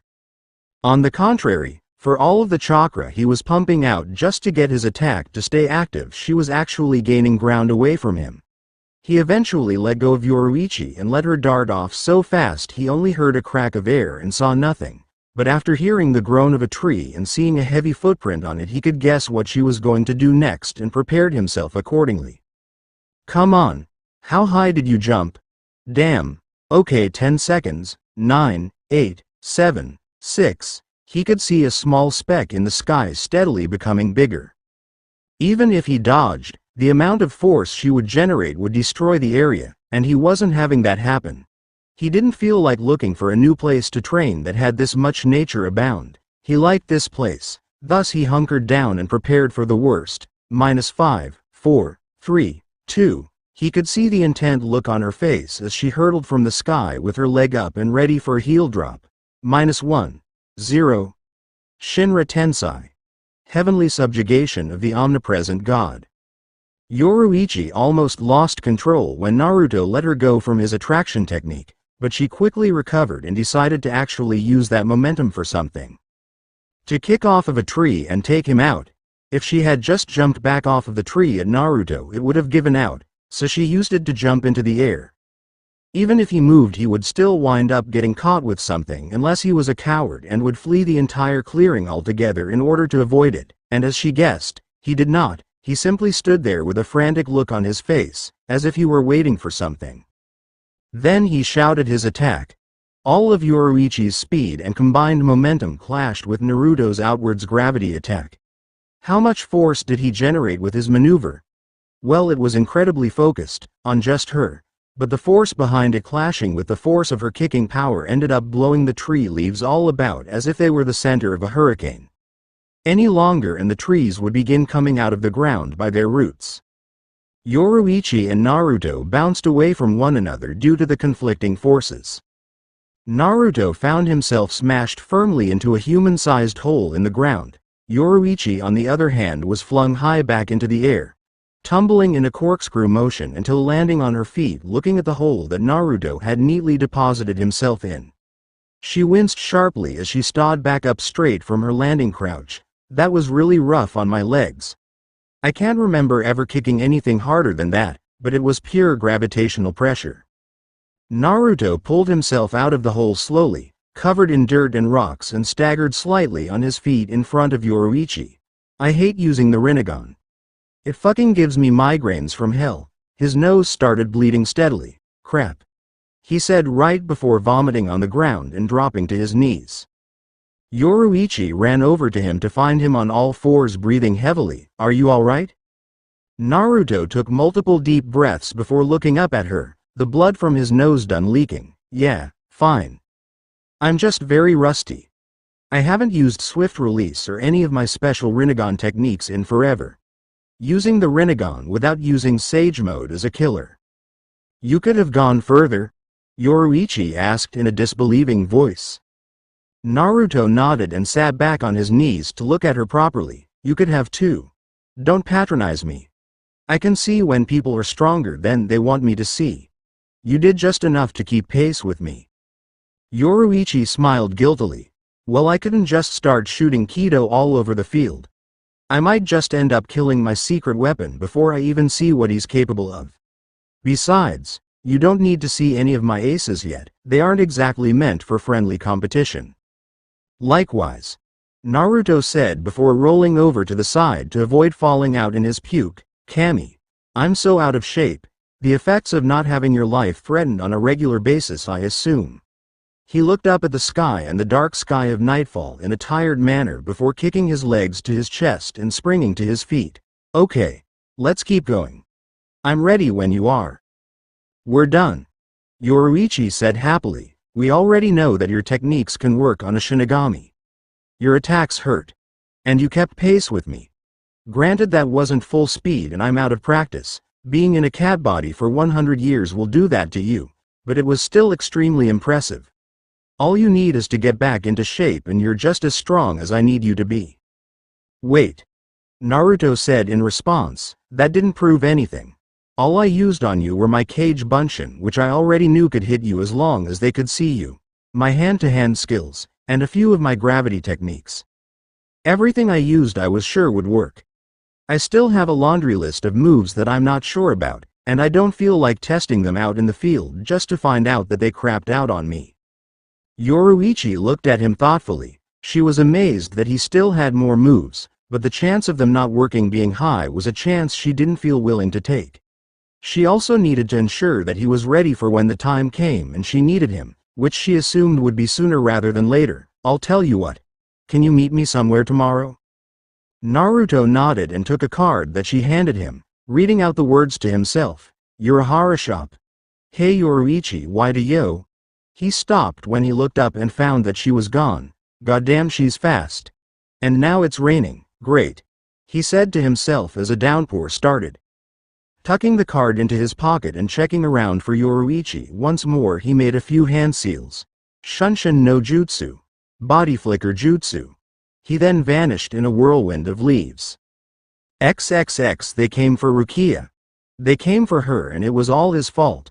He had to get in her way, he had to take her powers, and now she was in trouble because of it. He couldn't even stop the one sent to take her. That one guy was so fast, he cut right through him before he even knew what happened. As if he weren't even there. He wasn't strong enough to save her and now he was going to die. No pain. Damn it. Am I really dead? I guess that's why I don't feel any pain. Now that I think about it, my body is starting to feel warmer. It's really warm. Ichigo opened his eyes to come face to face with a large mustachioed man in glasses. Oh, you're getting goosebumps, what a relief. Ichigo screamed in complete and utter horror and pushed against the man's face as he was hovering over inside of a futon. Too close. Get out of my face. The man seemed to ignore Ichigo's discomfort in exchange for calling Urahara in the room. I know who you are. You're with that Getaboshi, sandals and hat guy. So why the hell are you in bed with me? He eventually shoved him off and sat up, clutching at his body in pain, which he found to be shirtless and bandaged. I'm not dead. How? He asked himself before looking around. Wait, this isn't even my house. Where the hell am I? Well, Tessai was right. You're awake. You shouldn't be moving around, Ichigo-san. Your injury isn't fully healed. Urahara said to him, a fan open and in front of his face. If you keep moving around you can die. Ichigo watched him walk closer. So I guess this must be your house. Urahara snapped his fan shut suddenly. Correct. You saved me, Ichigo said in a dejected manner. Urahara pointed at himself in a faux offended fashion. What's with that tone? The way you're talking is like I did something wrong. Ichigo's attention suddenly snapped to something else as he remembered someone else there at the scene of his defeat. Wait, Uryu? Tell me he's alive too, is he here? Urahara shook his head. He's already gone. He lost a lot of blood but his injury wasn't vital. Even if I just left him lying there he wouldn't have died for another 2 days, so I just treated his injury on the spot. A smirk came to the strange man's face. Come to think of it, when he left he was worried about you. Ichigo scoffed as he touched at all of the bandages on his body. Yeah, right. It's true. Urahara said offhandedly. I even told him to rest here for a moment. And do you want to know what he said? Thank you for tending to me, however I am fine. Instead I believe you should treat Ichigo. The reason being, because right now the only one that can beat those bastards is not me. Please heal Ichigo, because the only one who can save Rukia is him. Ichigo remembered Rukia willingly going with them through that strange portal back to her realm. Faye, only me? What does he expect me to do? He snapped. Rukia's already back at the Soul Society. How can I follow her there? How the hell could I rescue her? There's no way. Urahara stayed silent and let him get his pent-up frustrations out in one go before he finally decided to speak. Do you really think that there's no other way to get to the Soul Society? He asked cryptically. Ichigo's head snapped in his direction immediately. There is a way. Tell me how. How do I do it? Holding up one finger that stopped him, Urahara began to explain. Of course I'll tell you, but under one condition. Starting now, for 10 days, you're going to be learning how to properly fight with me. That didn't sit too well with Ichigo at all. You're telling me to fucking train? I don't have time for that. You don't know when Rukia is going to be executed. I should try getting there as fast as possible. Urahara sighed and slammed the tip of his cane onto Ichigo's forehead, driving him back down onto the bedding. The point I'm trying to make to you here is that you will die if you go there as you are. There is no maybe, there is no doubt. You will be slaughtered, he said, deadly serious, getting a shiver out of Ichigo at his tone. I let you fight them the last time on purpose. I thought you would get the picture if you fought them and saw for yourself. With your current skill you will die the second they realize what's going on. You're weak. Stop being such a child, saying you're going in to rescue Rukia. Don't use other people as an excuse to go getting yourself killed. Ichigo saw the utter serious look in Urahara's eyes and heard the edge in his voice when he stood up, letting Ichigo go. The Soul Society usually gives a month-long grace period maximum in a convict's execution, same for Rukia-san. We will be taking 10 days, just to mess with you in particular. Ichigo's eye twitched at this goofball still trying to razz him while acting serious. It will take 7 days to open the door that will take you there. So after you arrive in the Soul Society you still have 13 days. Plenty of time. Ichigo stayed silent for a long time before finally speaking up. Will I really get stronger in just 10 days? Of course. Urahara answered with a sly grin as his bucket hat shaded his eyes. If you truly want to save Rukia, that is. A strong will is stronger than steel. If your determination is anything less than full bore, then don't even bother going. For 10 days can you seriously be determined to fight and give it your all? Ichigo scratched his head. Well, if I don't do it, no one will. He gave Urahara a determined look. I guess I don't have a choice. Let's give it a try. Excellent, Urahara said, leaving the room. We'll start tomorrow. I need to fix up some medicine so that you don't drop dead in the middle of the training, but I do want you to go to school tomorrow as well. It's the last day after all. Not letting Ichigo ask him how he knew that, he immediately left the room and walked down the hall. So you're going to go ahead and send him?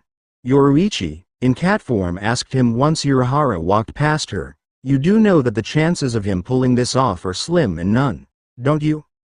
Urahara grinned at the cat from behind his fan. What's the fun in life without taking a few chances every now and then? Besides, he'll do fine with some polish, and we'll do that once I get him his powers back. You're going to send those kids with him as well, aren't you? Yoruichi followed up, not missing a beat, the ones that showed signs of having powers as well. The more the merrier, the eccentric shop owner chirped. Yoruichi smirked, having finally gotten to the crux of what she wanted to talk about. Well, what if I said I felt like going as well? Go ahead. Urahara replied heartily. If you're feeling a little homesick, you might as well go on and head back for a bit when it's going to be nutty for sure anyway. And I wanted to take someone with me? She added. At that, Urahara sort of deflated. I can't go back. You know that the exile won't let me get even close.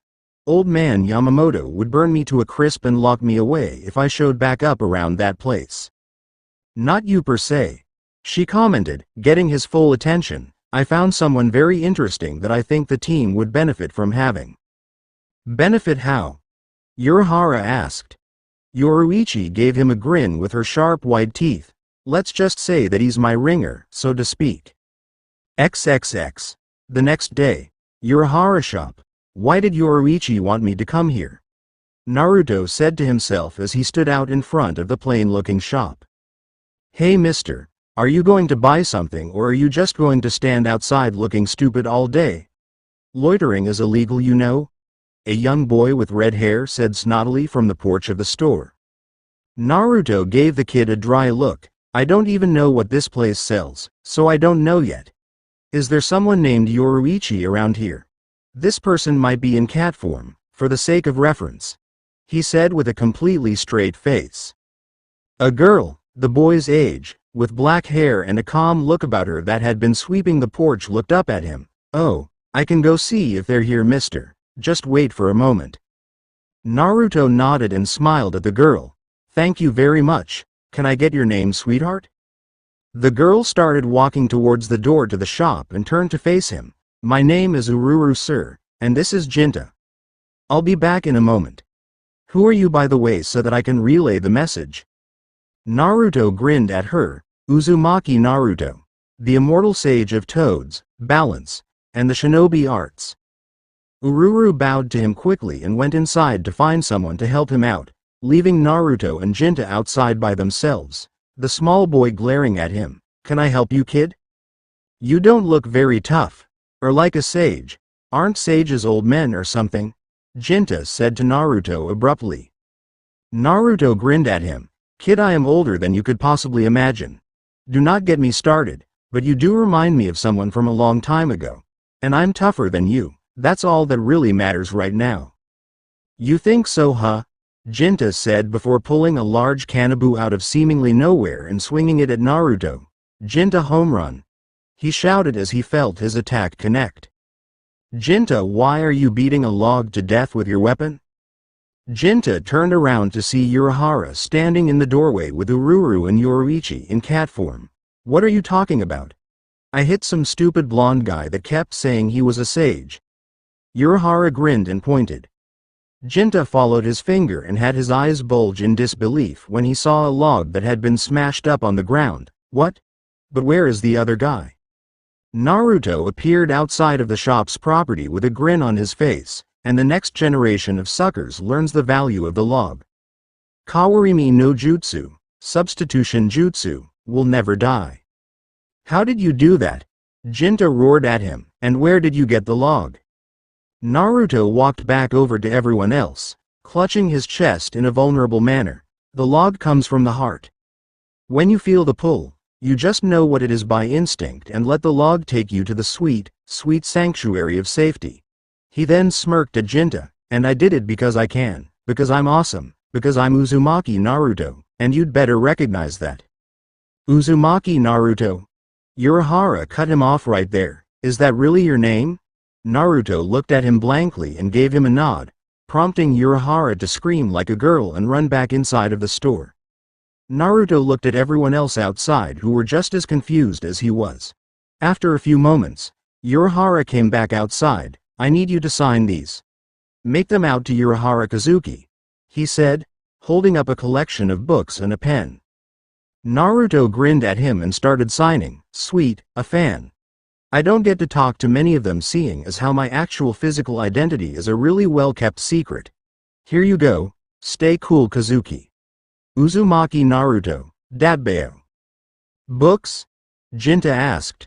What kind of books does a stupid-looking guy like that write? Urahara looked at Jinta and opened his mouth before realizing that Yoruichi and more importantly Ururu were still standing right there. I'll tell you when you're older and can properly enjoy. Just know that this is a great, great man that deserves your respect and the respect of every red-blooded man alive. Ah. Naruto replied bashfully as he finished signing, I'm not that great, I'm just carrying on a legacy. Urahara hugged his collection tied to his body like a child before Tessai appeared and stashed the books for him so that no one could take them and peruse through them. Coughing in his hand to bring the atmosphere back to normal. Now what can I do for you today in my humble establishment, Uzumaki-san? I asked him to come here, Kazuki. Yoruichi said, he's the one that I want to bring. Are you sure? Urahara said, looking at Naruto appraising Ly. He's just a kid. No older than Ichigo. Yoruichi smirked. Naruto, if you would please start generating some of your yin chakra for the sake of the conversation. How much? Naruto asked. I kind of don't want to bring any hollows down, or is that how this works? The amount that you used to keep pace with me should be more than enough to get the point across. The atmosphere was so full of Ichigo's own Riryoku. Kazuki probably couldn't get a good read on yours back when you fought that Manos. If he had, he wouldn't be asking this question. Yoruichi replied smugly, as if keeping a secret that no one else around was privy to. Naruto shrugged. You're the boss, cat air, whatever, he said before beginning to focus. The eyes of Jinta and Ururu immediately widened once they felt the power exuding from Naruto. Sorry if it takes a while to get it all going. I'm used to channeling all of my chakra. Splitting it is something I'm not really used to yet, so bear with me if you don't mind. I know this isn't much, but I'll get the rest going. He doesn't think this is much, Urahara wondered as he held his fan in front of his face. If that's the case, then he should have as much in his system as Ichigo does in theory, and he seems to be able to control it unlike him. That's all I need to see. Urahara replied, stopping Naruto from generating any more. Naruto stopped and looked at Urahara, but that wasn't nearly what I was using when me and Yoruichi started going faster. I can still do more. Urahara smirked and waved his fan. Yes, but I think that's all my helpers can take at the moment, he said, pointing at a panting Jinta and a shell-shocked Ururu. You kind of caught them off guard on that one. Sorry, kids. Naruto apologized to the children. I didn't mean to surprise you like that. I'm just used to using a lot of power to do, well, anything. It's kind of hard for me to gauge what's a little and a lot to others, or hold back in fighting, or anything really. Urahara turned to Yoruichi. Okay, he's in. You can take your boy toy to the Soul Society when I send Ichigo. Wait. Hold on a second. Naruto cut in. I don't know what's going on, but what about the Ichigo guy, and what the hell is a Soul Society? XXX.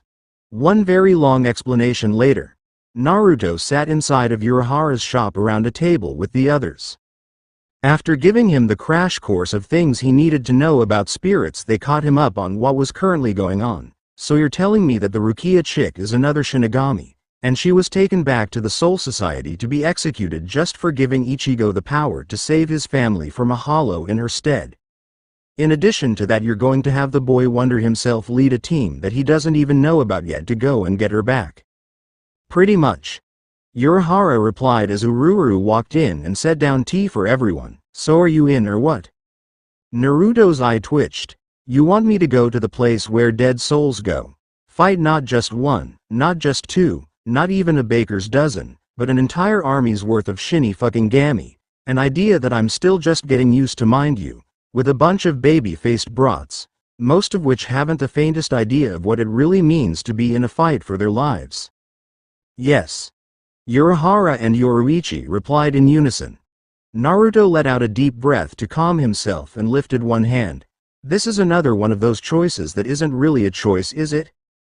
On one hand, if I go, chances are that I will be killed, and then killed again in a horrible and brutal fashion, because they are not going to just leave my soul to roam up there after killing me only once. I will be on edge for however long we're there, and I will probably die trying to get everyone out in one piece once everything goes to hell, because I have a hero's complex that I have cultivated over a countless number of years of good deeds. He then lifted the other one and began counterbalancing them. On the other hand, if I don't go, then they most certainly will die, since none of them have the faintest idea of how to infiltrate a home of the blind and deaf, let alone a military stronghold. I will feel guilty for the entire month because of the story you told me about the Rukia girl, and will feel even guiltier that I let those poor kids die, and I will miss out on my chance to be one of the few living humans to have actually seen death itself firsthand and come back to gloat about the tale. And Urahara and Yoruichi asked excitedly. Naruto looked at both of his hands and clenched one tightly. You ask as if I really had a choice. I'm in, and I hate you both for this. You both owe me money. I'm a shinobi, not a charity case. Yoruichi blinked. You said you go around helping those that need it. Naruto scoffed. I do. But some things I can't do for free. I need to eat too. All of this awesome doesn't run off of kudos and thank yous. Yoruichi hopped into his lap, getting Naruto to pet her, but I'm still not ready. What am I going to do? Well, you have 10 days until I open the gate for Ichigo to leave. Urahara stated helpfully. He has to get prepared to go himself. You can do the same. Naruto grumbled. I need to get battle experience against a Shinigami to whip my ass back into shape, and so that I know what to expect. You won't let me fight Ichigo, I'm sure of that. Because you would tear him apart like a jackal on raw meat as he is now, Urahara said brightly, Yoruichi nodding her agreement. Exactly. Naruto said, no offense, but his moves are sluggish and he telegraphs his strikes with that sword. But I could always keep sparring with Yoruichi, I guess. Sorry Naruto, no can do. She said, hopping out of his lap, leaving him in shock. You're already ready as far as I saw, and if what you told me is true, and I have some others to get ready. The kids that will be assisting Ichigo need guidance to learn to use their powers. So what the hell am I going to do?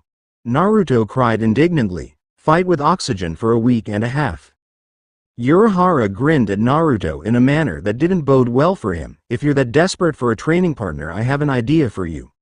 All it requires out of you is an open mind and unbreakable balls of steel. Yoruichi seems to have high belief in you, so why not? Naruto blinked at him before responding. Those two things have categorized my entire life from day one. What do you want me to do? Urahara started writing something down. Nothing much, just go here and say this. Everything else will take care of itself. Naruto looked at what Urahara wrote down and grumbled. I sure am being sent on a lot of errands, aren't I?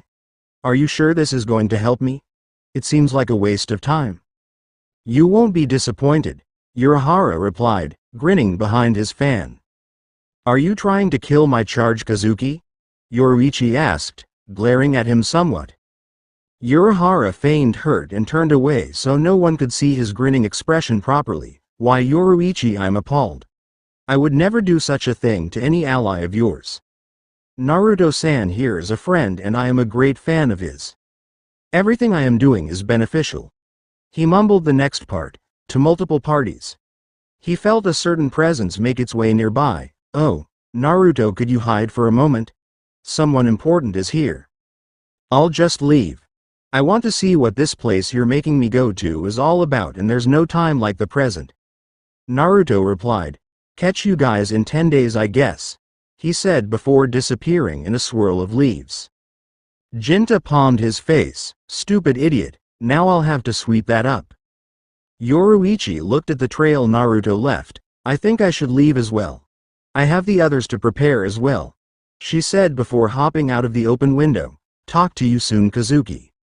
Urahara stood up and went to the front door before opening it. Welcome, how are your wounds? He asked.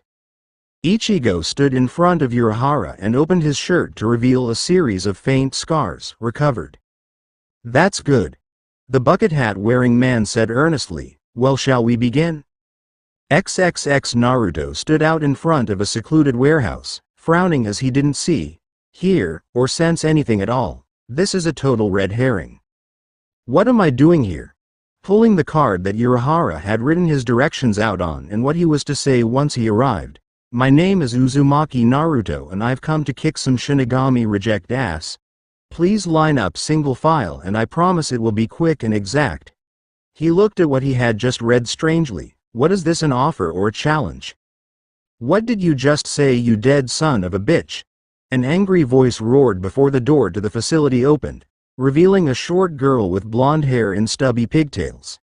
She had on a red jogging suit and flip-flops. She had a pronounced fang sticking from the right side of her mouth as she glared at Naruto hatefully. Who are you and what made you want to come and commit suicide like this? Oh, look at this shit. It was too much for Naruto to take, beginning to break down in laughter. Did I just call out a pygmy for a fight or something? Is Urahara high? Why the hell did he send me here?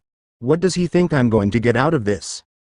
The door opened further to reveal a rather lively assortment of people, all giving Naruto a wary, rather hostile glance.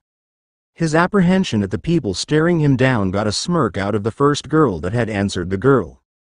Naruto looked down at what Urahara had written down once more and saw the words, "Good luck, stay alive," and a chibi drawing of Urahara grinning with a fan written down when he heard the sound of steel sliding. He lowered the note and saw that they all had their swords drawn at him. Naruto began to sweat bullets and read the last thing that Urahara told him to say on the note. I don't know what this means exactly, but no masks please. As his senses fully came back to him, a beaten and tattered Naruto lay down on the ground inside of a sizable training area set to look like a mountainous wasteland. His clothes were blood-soaked and cut to near rags and he was taking deep breaths. His eyes were swollen, but those along with his other numerous wounds were rapidly healing, something that his tormentors took advantage of regularly. 30 minutes to an hour of letting his carcass sit in the sun depending on how beaten up he was. Then they pick him back up and kick his ass again. It was good at first. Fantastic fighting, especially the girl he called out at the start.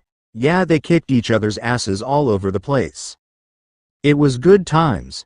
He fought her tooth and nail for a few hours and then she switched out with one of the others. He liked her in particular though. She fought him for every step, even slapped the shit out of him with a sandal a few times. It was cool with him. He had nothing but energy to burn and these guys were incredibly strong. Whenever one didn't feel like fighting they would switch out and he would keep fighting, getting a taste of new combat styles. And these guys had it all over the board on that front. No two fought alike. It was great. Bar none, it was the best training he had gotten in his entire life.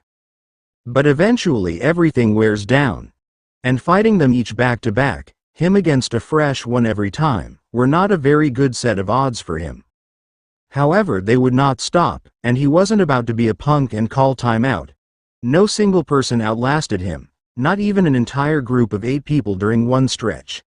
He would outlast and deal with at least 2 before having to take a rest. So he kept fighting, taking the short 1 to 10 minute reprieves in between battles as precious lifeblood that kept him going. That was 3 days ago. He still had 7 left. And they were all fresh from repeated rest, and there was the big guy with the pink hair, green suit, mustache, and gentle demeanor there to heal them right up even when he actually did kick their asses too bad for simple rest and time to solve. No one was doing that shit for him. He was relying on good old me, myself, and I. A tall muscular man with silver hair, a purple tank top, green cargo pants, black combat boots, and orange fingerless gloves looked down on Naruto, poking his body with his foot. "You still alive down there, Uzumaki?" Naruto groaned and glared as best he could at the man, enhanced by the Rinnegan. "I swear to Kami and the original Rikudo Sennin himself. I swear on my name as Uzumaki Naruto. I swear on my damned uber sexy whisker marks. I am going to kick all of your asses so hard your backsides will have permanent ball court grip." He sat up painfully and slowly stood to his feet before swishing his mouth around and spitting out a mouthful of blood. "You've had your time. Tag out already. I want someone else to kick my ass." He lifted his finger to point out his target. His finger drifted over to where the others were sitting and stopped on one of them. "You." He pointed at a woman with green short hair who wore a white bodysuit and orange gloves, orange boots, and an orange scarf to go with the goggles atop her head. She perked up brightly when she noticed he was talking to her. "Cutie. You look way too bored over there, and that's a crime. Get in here." She smiled brightly and jumped up from where she was sitting. The silver-haired man walked over to the resting area, rubbing his neck as he held out his hand. "Looks like it's your turn, Mashiro. I swear, this guy's made of the toughest stuff in the world." The girl happily extended her own arm and slapped palms with the man, physically tagging him out, so to speak. "Finally, Kensai. I've been waiting forever to fight Fishcake again." "Goddamn it, that joke is thousands of years old. It means maelstrom, damn it," Naruto roared in a tantrum from where he was waiting to fight. "Now get your ass over here and fight me before I puke again from overexertion. I haven't eaten in 3.5 fucking days, and if I stop my stomach will notice."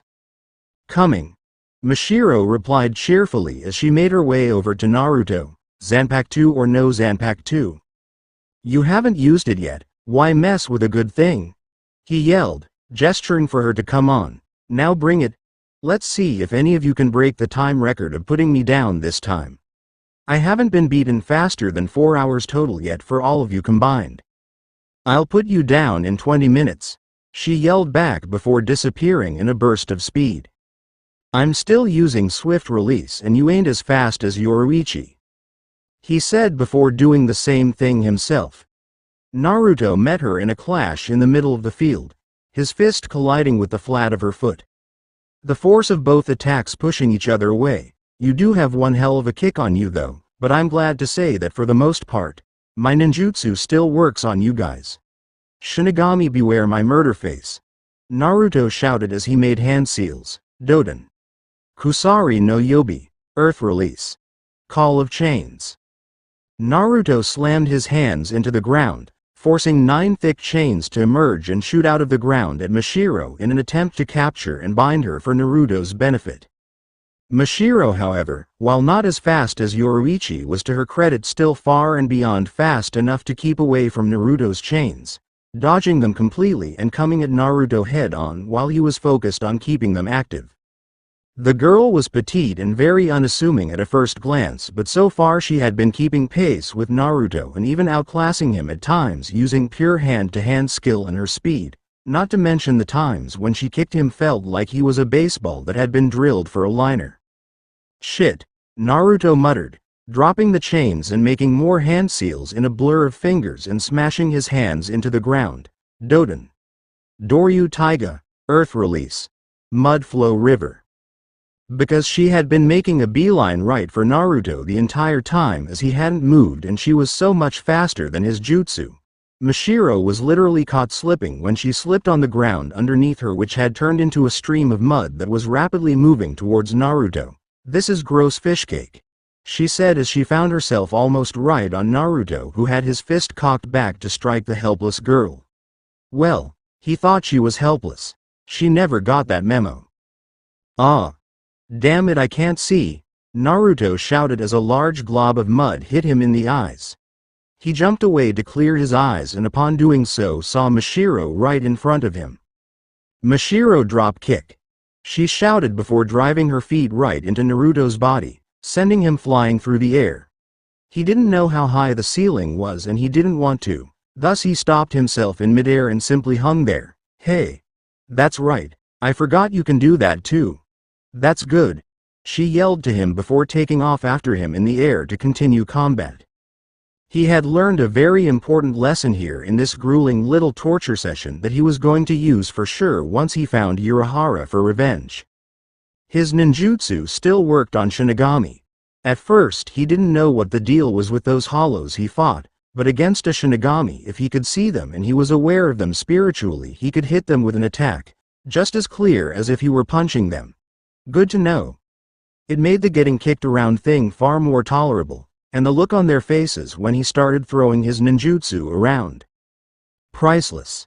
They called it Kido, especially with the incantation, but he was quick to correct them that the two were similar, but not the same, nor did he need to call out the name of the attacks that he knew better than others.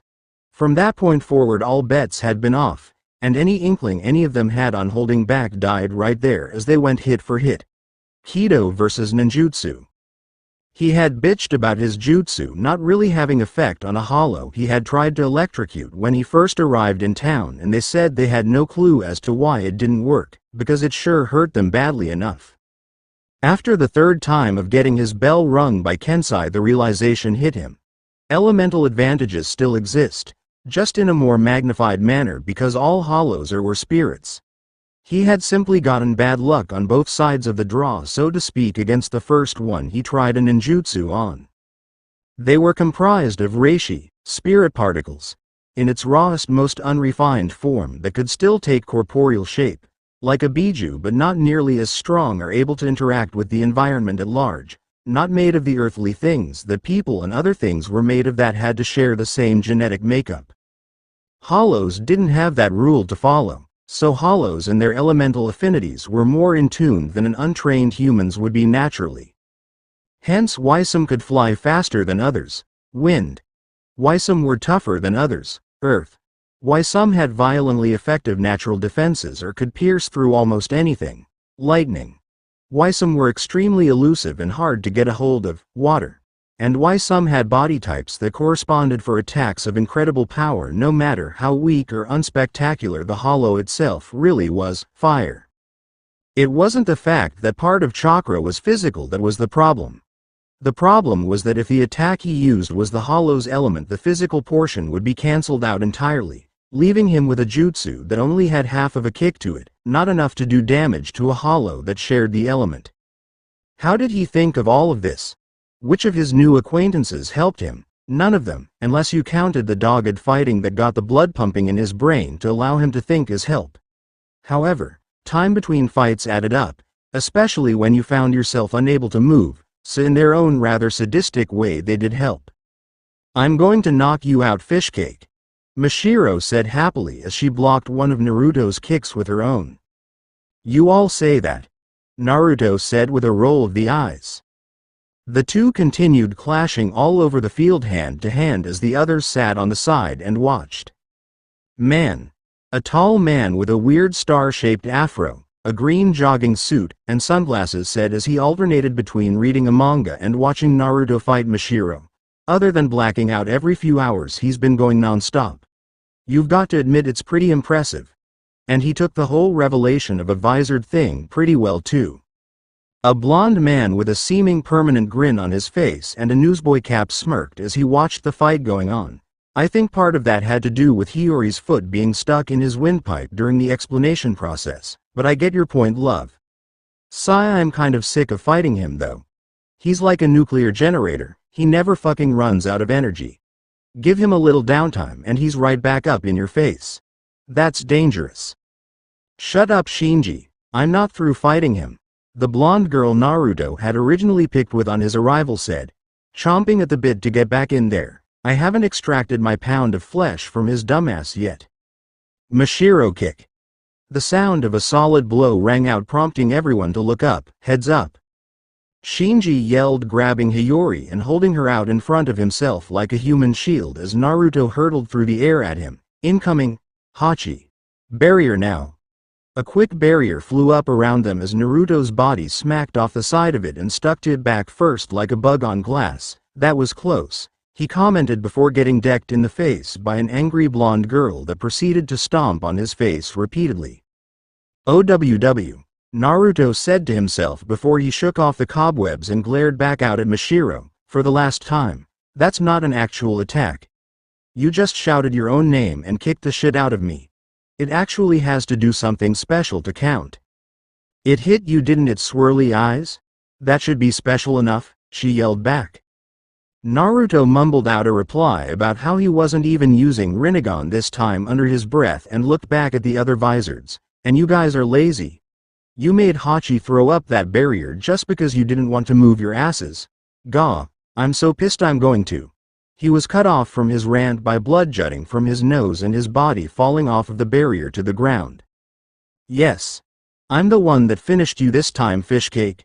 Mashiro shouted proudly as she made her way back over to the others and Naruto. Didn't count, Naruto said weakly. I just ran out of chakra. Just give me a few. He shut his eyes and blacked out. A long-haired blonde man in a black suit and a frilled white shirt looked Naruto over. I don't think he's getting up this time. He whistled lowly. What a marathon though. A woman in red glasses, a ponytail and a school uniform nodded. I'll say love. 3 days with no real breaks in between. You've got to love that stamina. She stood up. Okay. Hachi can heal him and we can let him rest up. I'll check the bag he brought and see if he brought any clothes. Shinji smirked. You just want to use that as an excuse to go through his stuff and potentially see the guy naked when you change him, don't you, Lisa? Lisa didn't reply as she went off to grab Naruto's stuff. Meanwhile, the large man Hachi moved over Naruto and erected a barrier around him. I'm terribly sorry about that. The others haven't had any sort of activity like this in a long time and you were a good target to vent some long-standing aggression. Stop apologizing, Hachi. Hiyori said as she marched over to Naruto, who was beginning to gain consciousness. This dumbass came and called us out. He's just lucky he told us no mask beforehand and asked nicely. Love looked at Naruto and then to everyone else. How did he even know about that? Hachi deactivated the barrier when Naruto stuck up his arm holding a piece of paper. Shakily Hachi took it and read it before handing it to Shinji, who quickly understood. Oh, Urahara. Well, that explains it. He walked over to Naruto and kneeled down over the barrier that Hachi had made to heal his wounds. Okay, we told you that we're Vizards, but do you know what that actually is? Naruto shook his head. No. Are you from the Gotei 13? Naruto shook his head weakly. I barely know what that is. What's a Vizard? Shinji gave Naruto a serious look. A Vizard is a Shinigami that has developed hollow powers. A pharaoh-looking mask formed over his face that increased the pressure of the room to Naruto. Like this, see? Naruto's eyes widened as his body began to feel the effects of Hachi's healing. Whoa. How do you get powers like that? Shinji laughed humorlessly. Not by choice, I should say. I'm going to skip the boring part since I don't really trust you. But long story short, we were forcefully given these powers. We never asked for them. Naruto shut his eyes and nodded thoughtfully. I can understand that. What you're talking about isn't that much different from me, honestly. Hiyori placed her foot on Hachi's barrier and sneered down at Naruto. And what exactly would some dopey-looking guy like you know about something like this? Can you let the barrier go now? Naruto asked Hachi politely. Thanks a lot. Your healing barrier worked really fast. You're good. Hachi complied and bowed to Naruto. My time-space regression doesn't work that fast. What amazing healing capabilities. Hiyori growled at Naruto. Hey, I was talking to you. Don't ignore me, damn it. Naruto turned towards her. Well, now that I know what the masks are, shall we continue? Just you and me. He then smirked. And you can use the mask. Hiyori looked at him in surprise, as did everyone else. She finally grinned at him evilly. You know you just signed your own death warrant, right? Hachi, put up a barrier so that no one feels this. Yeah. Naruto said, jumping back towards his feet. He used Shunshin to reappear in middle of the battlefield. Just get back out here so we can do this. This is what you wanted the entire time, right? Hiyori quickly did as asked and made her way to directly in front of Naruto, drawing her Zanpakuto and pointing at him. Is this what you really want? You're going to be sorry. Just do it and let me be the judge of that. Naruto said before feeling a rather oppressive aura set over the area. Man, that has some kick to it, he remarked as a skeletal mask with diamond markings across the brow and a horn on the forehead formed over Hiyori's face. She pulled the mask up to smirk at him. So how do you like this? Naruto chuckled nervously. That's really strong. This is great, he said before he began laughing slowly. As time carried on, his laughter increased more and more, confusing everyone in the room. This is absolutely great. I don't think I'm going to stomp a mudhole in Urahara anymore when I see him again. He introduced me to you guys. I think we're going to get along just fine. Hiyori looked at him with her black sclera and brown iris eyes in confusion. Why would you thank him? I'm about to kick your ass. I want to thank him because he introduced me to all of you. A bunch of people. Naruto's eyes turned orange in color as a series of strange markings formed and expanded from his stomach across his torso, starting at a spiral on his navel. A yellow shroud completely engulfed Naruto's body, releasing energy in flickers of flame. Who are just like me? Hiyori looked at him in pure shock. The power flowing off of him was just as strong as their own. It felt almost the same except for a little something else that she couldn't place her finger on. Are you a wizard too? You said you weren't a Shinigami? I never lied to you. This thing inside of me isn't a hollow. It's not just spiritual, it's also something physical. Everyone can see and sense this, not just those that are spiritually aware, everyone. I'm not a Shinigami. Naruto answered honestly with a serene smile on his face that still confused everyone. I hold something inside of me known as a biju. A living corporeal mass of chakra which is the combination of spiritual and physical energy. I haven't had to do this in a very long time. I didn't think I would ever find anyone else like me ever again. Hiyori let her mask fade. She no longer desired a fight with Naruto, instead having too many questions to warrant a battle right now. What do you mean, like you? How are any of us like you? Naruto let his own enhanced power fade. Because I didn't ask for this power to be put into me either, but I fought for control of it just like you all had to for the sake of myself and the people around me. Because I know a hollow would never just freely give you control and cooperate peacefully, same with me and mine. What are you? Shinji asked from the sidelines. Naruto looked over at the other wizards and grinned at them. I'm just your average everyday immortal, Jinchuriki, sage, shinobi. Nothing too out of the ordinary. I travel around, doing this and that here and there, and I. Uzumaki-sama. Lisa came from out of nowhere and grabbed a hold of Naruto in a tight hug, catching him off guard and surprising the hell out of the others who had never seen her act this way. I'm your biggest fan. I've read every story you've ever written. All 45 volumes of the Icha Icha series. Naruto grinned as he felt Lisa press his face into her bosom. I write books, Dadbeo. He tried looking up at Lisa but found it rather hard to do as she was smothering him. Well, this is a refreshing change of pace. I mean, before this you were trying to kill me with your sword. Now you're trying to kill me in a far more pleasant way. Lisa let go of him. I just saw your manuscript for the next series, but I couldn't read it. It's in some language I can't understand. Naruto chuckled. I do that because it's the language I used as a child. It kind of fell out of practice as the years wore on, so no one is around that can really translate it. He actually started paying attention and saw that Love, Shinji, and Rose had surrounded him with starstruck looks on their faces. Yes? Shinji pointed at him. You're Uzumaki Naruto? The Uzumaki Naruto? Your books never had your picture? No one did? Naruto looked at Shinji proudly. I published the books myself.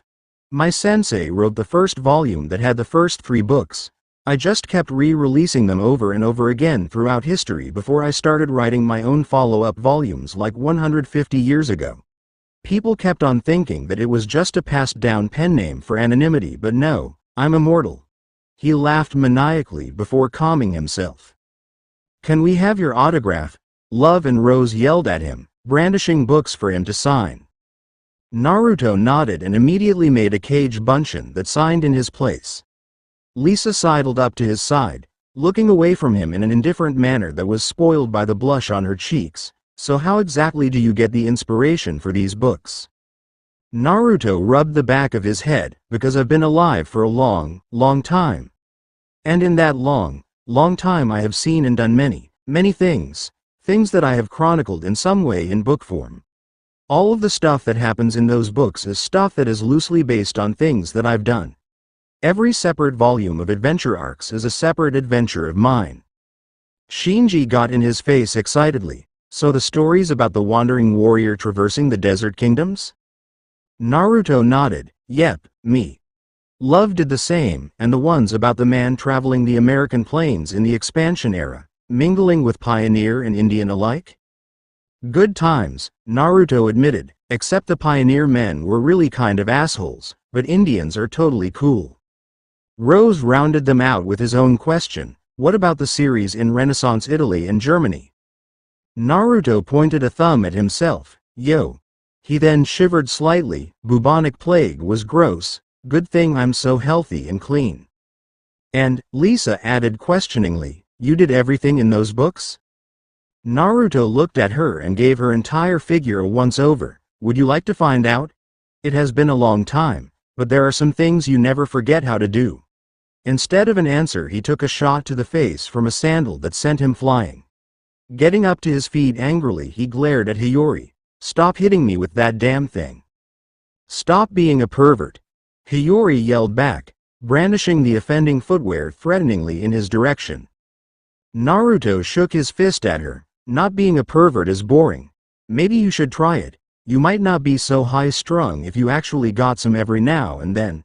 A sandal flew across the area and struck him in the face, sliding off and leaving footprints. How does that keep hitting me? It's not even moving that fast. XXX. Now that everything had calmed down and all of the visored had gotten their arbitrary aggression out of their systems, it was question time. They all made their way back to the warehouse area of the hideout and sat around. Naruto was finally able to change his clothes, which were next to destroyed, and get some food of the ramen variety in him when Shinji started with the questions. So why did Urahara send you here to get your ass kicked? Naruto stopped eating and lightly glared at him. I didn't get my ass kicked. I think I did awesome considering you all came at me back to back one after the other. But Urahara sent me here so that I could learn how to fight a Shinigami. Why would you want to go do something like that? The easygoing blonde man asked his spiky-haired new acquaintance. You're not even a spirit, you're a human. A strong human, but still a human. Why would you go to the Suratii for anything? Naruto sighed. A friend wants me to. And if I don't go, then who knows what will happen. Some other kids that have never dealt with anything like this before are going to rescue a friend that's going to be executed for no good reason. Lisa spoke up, poking her head out of one of her novels to interject. Been there, done that. Anyway. Naruto continued. I'm also really curious. I mean, it's gotten to the point that nothing on earth can put me down anymore. So Kami, in his or her infinite wisdom and desire to see me struggle, has decided to introduce me to the spiritual side. I don't know what to think yet. This entire situation is less than a week old for me. You scared? Shinji asked him, grinning teasingly. Naruto frowned. Nope. It's just progression at this point. What more is there for me to experience in life at this point? I'll tell you. Death. You can't run away from it no matter how much bonus time you're given. Apparently this is my time for a little run-in with it. Mashiro sat between the two at the table between them, looking between them as they spoke. Wow, you're a cool guy, Fishcake. I like you. Shinji sighed. You like him because he's the first new person we've met in around 100 years. He let us kick his ass. He doesn't care that we have hollow sides, and he doesn't think you're annoying.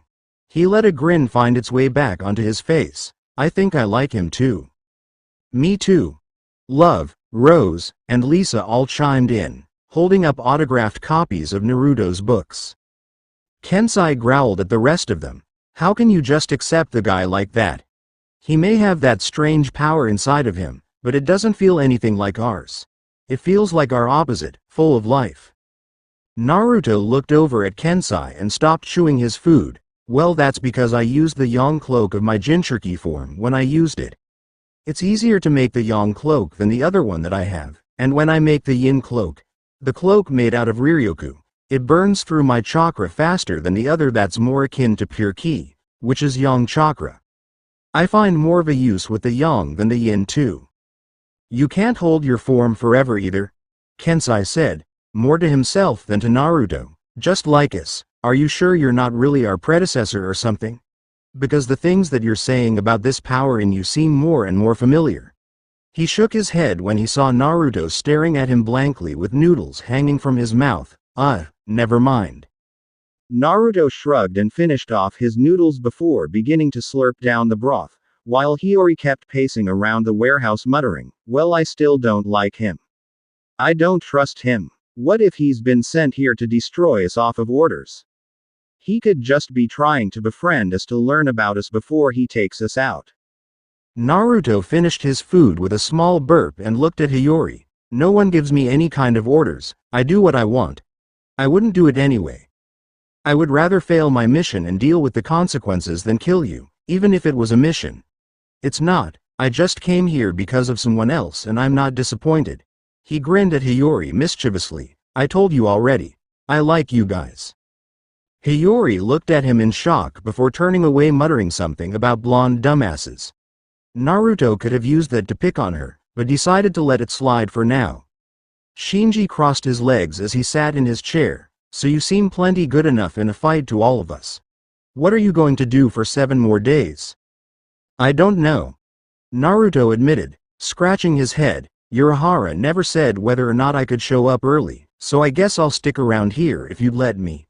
He looked around at all of the vizards and placed his hands together in a pleading fashion. Please? I promise that you won't even notice I'm here. I won't take up much space at all. I'm super clean, and I'll be your best friend. Why would you want to stay here? Rose asked him, utterly surprised by someone that was more or less normal for lack of a better term and should have had a normal life.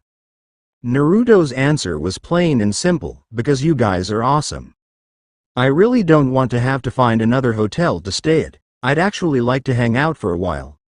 I'm sick of being lonely, you know? He suspected that they did indeed know. Just because they seemed to rather keep to themselves more often than not didn't mean that they didn't feel the same way. I can pay you guys, I'm rich after all, and I can hang out with each and every one of you. Naruto formed 7-cage bunshin at the same time. The vizards all looked at him appraising Ly as if trying to gauge his sincerity, but couldn't see any deceit behind the big goofy grin he was giving them. After a while of them staring at him, his grin dropped and he dispelled his clones. Fine, you cheap bastards, I'll buy all of the food and goodies that everyone wants for the entire stay. Shinji appeared behind Naruto and patted him on his shoulder good-naturedly. Welcome to the family, Naruto. Yeah, whatever, Naruto grumbled, but with no anger in his voice as he still had a smile on his face. So what do you guys do for fun around here? Read. Lisa said, backed up by Love and Rose, who were holding up issues of manga magazines and books. Train. Kensai said firmly, crossing his arms as if to dare Naruto to say something negative. Oh, I don't know, Hachi said somewhat sheepishly. Mess with Kensai, Mashiro said loudly, getting a growl of annoyance from the man in question. Pick on Snaggletooth, dumbass. Both Shinji and Hiyori said respectively before Hiyori realized what he called her and jumped at him, leading to another fight between them. Naruto let out a sweat drop as he watched the others go about their usual business, which to him looked like a whole lot of nothing. Okay, this is pretty bad. I'm going to find all of you something useful to do with your time as far as hobbies go. Is all that you guys do train and, well, this? Yes. Upon hearing the unanimous response, his sweat drop grew more pronounced. Come on, I've been alive for thousands of years and I came up with tons of stuff to occupy my time besides that. Pranking world leaders and monarchs, making fortunes and blowing them on useless stuff. You guys have got to have something. Mashiro raised her hand as if she were in class. Does getting drunk count? Naruto let out a sigh and ran his palm down his face before giving off a defeated look. Yes. Getting drunk counts. Let's get drunk. Let's get drunk and we can talk about all of the awesome things we've done. Then we can go back into the training room and fight some more. That should kill some time. A unanimous chant of agreement soon followed. XXX. Urahara Shop. Day of departure. Inside of Urahara's shop sat a training facility much like the one that the Vizards possessed in their own warehouse. In addition to Uryu and Ichigo, the others down there happened to be a rather silent, large, dark-skinned teen with curly brown hair covering one eye, a sleeveless gray shirt with a red stripe, and olive pants. There was also a rather bright teen girl with orange hair, bangs tucked back with a pair of hairpins. She also wore a pink short-sleeved shirt and gray pants. Getting everyone's attention, Urahara pointed over to himself. "Okay, everyone pay attention please. It's about time to go." A series of stones formed behind him into a square door. "This is the gate to the Soul Society. Now please listen up. I will now teach you the way to go through this door without dying. But first..." He slammed the bottom of his cane into Ichigo's body, separating his soul from his body. "That's better."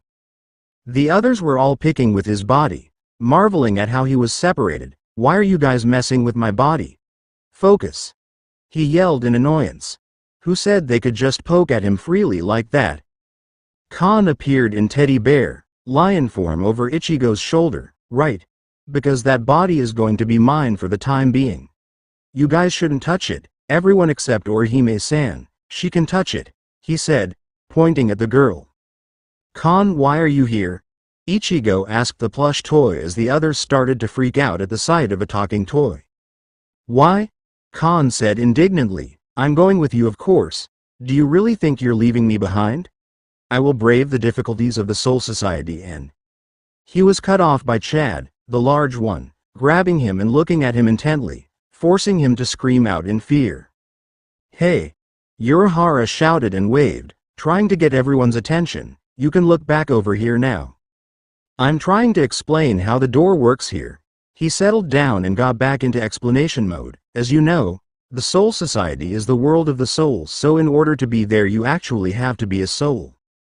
However, the only one that really has the freedom to move around is Ichigo due to him being a Shinigami. Even if the rest of you have your souls separated from your bodies, you would still be bound by your chain of fate. That is why a Reisha Henkanki, spirit exchanger, that will change the makeup of physical things in the living world into Reishi, the main component of souls." Uryu understood what was being said, "So all we have to do is go through this door and everything on that front will handle itself." "Correct," Urahara replied. "You can all go to the Soul Society as you currently are." Ichigo started marching towards the door. "Right then, let's go." Urahara cut him off by slamming his cane into his side. "Not done yet." He chirped cheerfully as Ichigo held his side in pain. "The process won't bring pain and you'll be able to go to the Soul Society. The real problem is time. The amount of time you will all be given to get through to the Soul Society is 4 minutes. Once time is up, the door will close and you guys will forever be locked in the space between the living world and the Soul Society, the Dongai." He continued, "If you are caught by something called the Koryu, even a single foot, the chance of leaving in time becomes impossible." Orihime looked rather disheartened by the rundown of their odds of even just making it there. "So what should we do?" "Keep moving forward." The others looked at Yoruichi entering the room with a serious look, as serious a look as a cat can have. "I thought I told you. Your heart and soul are connected. What is important is how your heart thinks. Only those that can do so will be allowed to follow me." "What are you talking about?" Ichigo said belligerently. "Everyone here today made the decision to go and are determined to go through with it." "You should know, kid," Yoruichi said offhandedly. "If you lose in there you won't be coming back." "I guess we won't be losing then," Ichigo replied determinedly. "Well said," Yoruichi said proudly before a tick mark formed on the head of the cat indicating annoyance. "Sorry I'm late everyone, I had to go retrieve someone who decided to sleep in." "Sorry I'm late everyone, I woke up with a black cat standing over me and decided that was bad luck, so I took a walk around Karakura town to let my luck settle," a rather haggard-sounding voice said as footsteps signified the person descending down to their level. "And don't blame me for that, Yoruichi. On the last day we just drank all day long and fought." Ichigo and Uryu could have sworn that they had heard the voice before. Yoruichi scoffed and continued to walk over to the others. leading the person to enter the room alone. "So then why did I find you naked this morning?" The other's face faltered at that little kernel of information they didn't need to hear. Finally making an appearance was Naruto, dressed in a dark green combat vest, a set of rather loose black pants, and a pair of distinct sandals that fit firmly and secured his foot and around his ankle for good support. To top the outfit off, he wore an orange bandana around his neck with the rusted metal leaf insignia sewn into it, and a red overcoat with black flames lining the bottom. Naruto's eyes were rather bloodshot and red. "Why did I find you naked this morning?" He fired back at the cat in a seemingly nonsensical fashion. "I didn't do anything to anyone there last night, did I?" Yoruichi grinned at him, trying to repress some shameful memories. Naruto waved that sentiment off. "Nope, none whatsoever. I would just like to remember what I did. It might make a cool scene to write about. I'm expecting tons of stuff to write about on this little mission of ours." Ichigo pointed at Naruto. "You're that Naruto guy we met a while back. What are you doing here?" "Wasn't he in our class for one day?" Chad remarked as he had been there the day Naruto had been thrown in. "Don't remind me," Naruto said bitterly. "I'll be damned if I'm ever going back to school. I'm an award-winning author that has sold countless books. Who needs school at that point?" "Don't change the subject," Ichigo snapped impatiently. "What are you doing here? Do you even know Rukia or something?" Naruto shook his head. "Honestly, no, and I have no reason to be doing this personally other than the fact that Yoruichi asked me to, and the fact that just because Rukia isn't a part of my plane of existence doesn't mean that I should just let her be killed for such a stupid reason." Urahara walked over and placed a hand on Naruto's shoulder. "Naruto-san, I hope that your training was to your liking." Naruto gave him an evil grin that sent a shiver down his spine. "Yes, it was, Urahara. I'd be happy to show you just how fruitful it was after I get back. We should sit down and have a little chat. But it can wait until I get back." "Ah hey." Urahara backed away from Naruto and slapped the gate with his fan. "Okay. Let's get going. The moment the gate is open, you guys rush in." A few taps of his cane and a portal between worlds was opened between the stones comprising the gate. Naruto walked towards it, rolling his shoulders out to loosen up. "All right. You both owe me money or something of equal value. Remember that," Naruto said, pointing at Urahara and Yoruichi while stepping up first. "I don't like playing guinea pig, but no guts, no glory. See you guys on the other side," he said, jumping in abruptly before anyone else. "Shall we?" Yoruichi asked, getting a nod out of Ichigo and the others before they all jumped through as well. XXX. Soul Society. West Rukongai 1st District. The trip through the tunnel had been extremely dangerous. Almost getting caught by the thing that Urahara warned them about, as well as something else known as the cleaner of the tunnel, had nearly finished them off before real danger could begin. Were it not for Orihime's timely intervention with her powers, they would have been finished. "Is everyone all right?" Orihime asked brightly as she looked at all of the others laying in a heap. Uryu sat up and held his head. "I really didn't think we'd be that pathetic right off the bat. Totally unexpected." He felt the back of his costume. "I didn't think I'd have to use my backup cape so soon." Everyone looked at Uryu strangely for carrying extra capes specifically for his outfit with him. "Great," Orihime said cheerfully. "It looks like no one was hurt." "What's so good about that?" Yoruichi yelled as the cat headbutted Orihime in the eye, getting her to start crying. "Were you even listening to me in there? It's a good thing that only the shield was touched by the Kodotsu. If it was the main body of your Shun Rika, you would have been dead by now," Yoruichi said, poking her on her hairpins. "Why are you so pissed off?" Ichigo said. "We're all okay because of Inoue."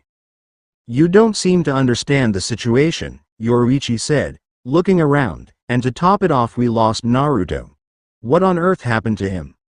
The smoke around them cleared to reveal a rather residential-looking place. A town, if they were guessing right. Ichigo got a good look at their surroundings and commented on it. "This is the Soul Society?" "Yes." Yoruichi began explaining for his benefit. "We are currently on the outskirts. The Rukongai, Wandering Soul City. the place where souls live when they first come to Soul Society. It is located around the Seirei, Court of Pure Souls, which is our intended destination. This is the poorest area of the Soul Society, but also the most free and holds the most souls. Ichigo looked over where there was a clear discrepancy in how things were set up as far as the layout of the area. Hey, that must be the whatchamacallit where all of the Shinigami live, right? I'm going in, he said as he rushed over by himself. No, you idiot. You can't go in that way, Yoruichi shouted, trying to stop him, but it was too late. Ichigo turned around to look at Yoruichi and was nearly crushed by a massive defensive wall that cut him off from proceeding further. What the hell?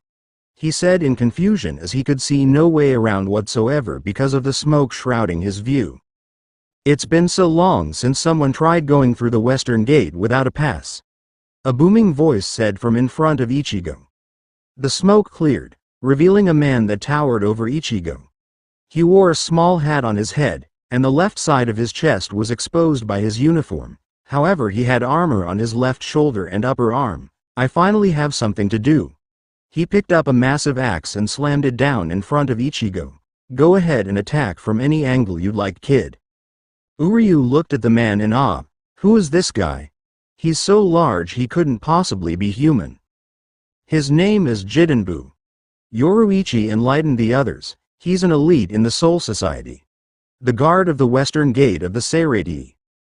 Uryu narrowed his eyes. That means we're going to have to work together to defeat this monster and get past the gate. Yoruichi nodded. Exactly, but it isn't going to be a simple task. It would be easy if Naruto was here. I can't risk transforming yet for no reason. Leaving that as just a thought, Yoruichi kept speaking. He's been a guardian for 300 years and until now no one has ever passed him to make it inside. One swing of his axe will obliterate you. He's the legendary Hercules of this world. Yoruichi then shouted over to Ichigo. Ichigo, retreat and we'll come up with a plan. That course of action was cut short when Chad and Orihime ran ahead to assist Ichigo. Didn't you two hear me? We're coming to help you, Kurosaki-kun, Orihime thought as she ran to assist Ichigo. Seeing them coming, Jidenbu slammed his axe on the ground and fractured it, forming a wall to keep them from assisting Ichigo. Your behavior sickens me, he said to the others. This city has rules, you uncivilized people. First, you must wash your hands when you come back home. Second, you must never eat food that has fallen on the ground. Third, a duel is one-on-one. No one else is to get involved. Therefore, my opponent is the spiky-haired kid.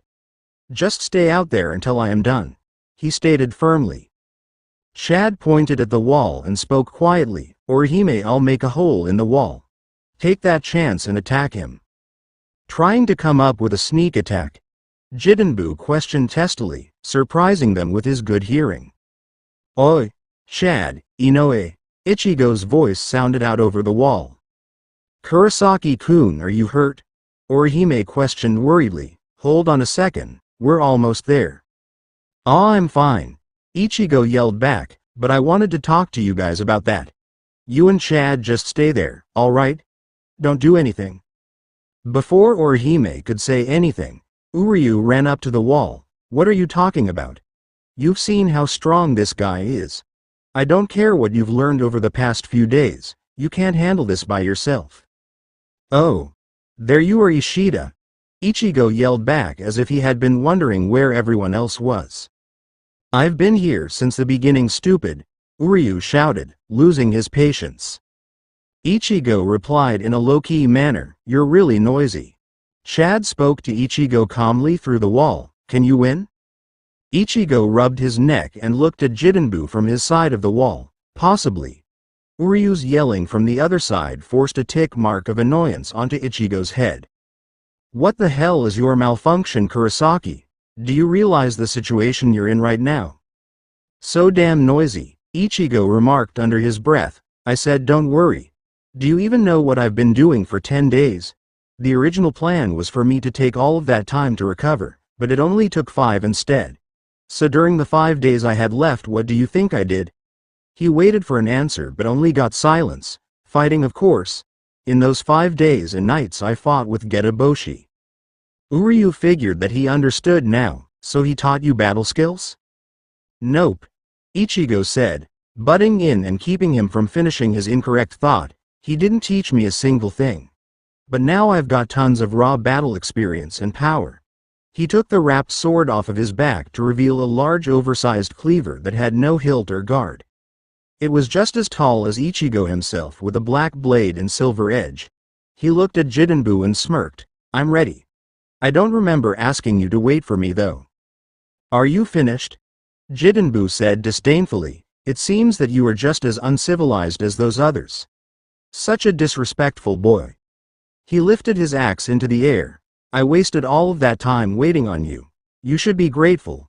He shouted as he slammed his axe down, cracking the ground with the force it hit with, but he didn't feel the normal amount of give that he otherwise thought he would have. Wait, how did you? Ichigo was holding back his axe with his sword in one hand. I wasn't ready yet. That wasn't exactly courteous, you know, he quipped at his enemy. Jidenbu began to let out booming laughter, amused at Ichigo. You aren't too bad at all. It's been quite a while since anyone could block my axe. Now I can finally use all of my strength. He lifted his axe again. Good luck, kiddo. Until now there have been only 3 people who could block my axe, including you, but the ones who can block my second are absolutely 0. He slammed it down on Ichigo, who blocked again. Good. But I'm not finished yet. Die. Jutsu Pon Jiden Damatsuri Da. Jiden 10 Hit Festival. Jidenbu began swinging away at Ichigo. 1, 2, 3, 4, 5, 6, 7, 8, 5, 6. He lifted his axe one more time high over his head. It's almost done. 10. He swung his axe to the side and cleaved the top off of the wall he had put up to keep others out. When the dust from the flurry of attacks died down, however, Ichigo stood unharmed with his sword over his shoulder touching the ground and blocking his side. How are you still standing? Jidenbu asked in shock. Are you done yet? Ichigo said coldly, setting a piercing gaze on Jidenbu. Because it's my turn now, he said, preparing an attack. No, I'm not finished yet, Jidenbu said, lifting his axe again and pulling out a second one. My final attack. Banzai Jiden Damatsuri, 10,000 Year Hit Festival. Sorry, but I'm going to have to destroy those axes, Ichigo said just as Jidenbu moved to slam his attacks down on him once more. Ichigo countered with a swing of his own sword and made good on his threat as he destroyed both axes with one swing, sending the large warrior falling onto his back as well. Jidenbu looked up at the sky before blinking and rolling himself back to his feet. That was dangerous. A minor distraction and I found myself on the ground. He noticed Ichigo's strange facial expression. Did you think you had won? I won't go down so easily to a guy like you. Now let's finish this with my... He held up an arm only to find a handle in his hand. Axe. My axe. Where is my axe? He began crying pitifully and throwing a temper tantrum at having his axes broken. Ichigo actually felt guilty about what he had done. This is kind of strange to say, but sorry about that. I guess I could have only broken one and left you with the other, my bad. Jidenbu stopped sobbing and looked at Ichigo. You're such a good guy.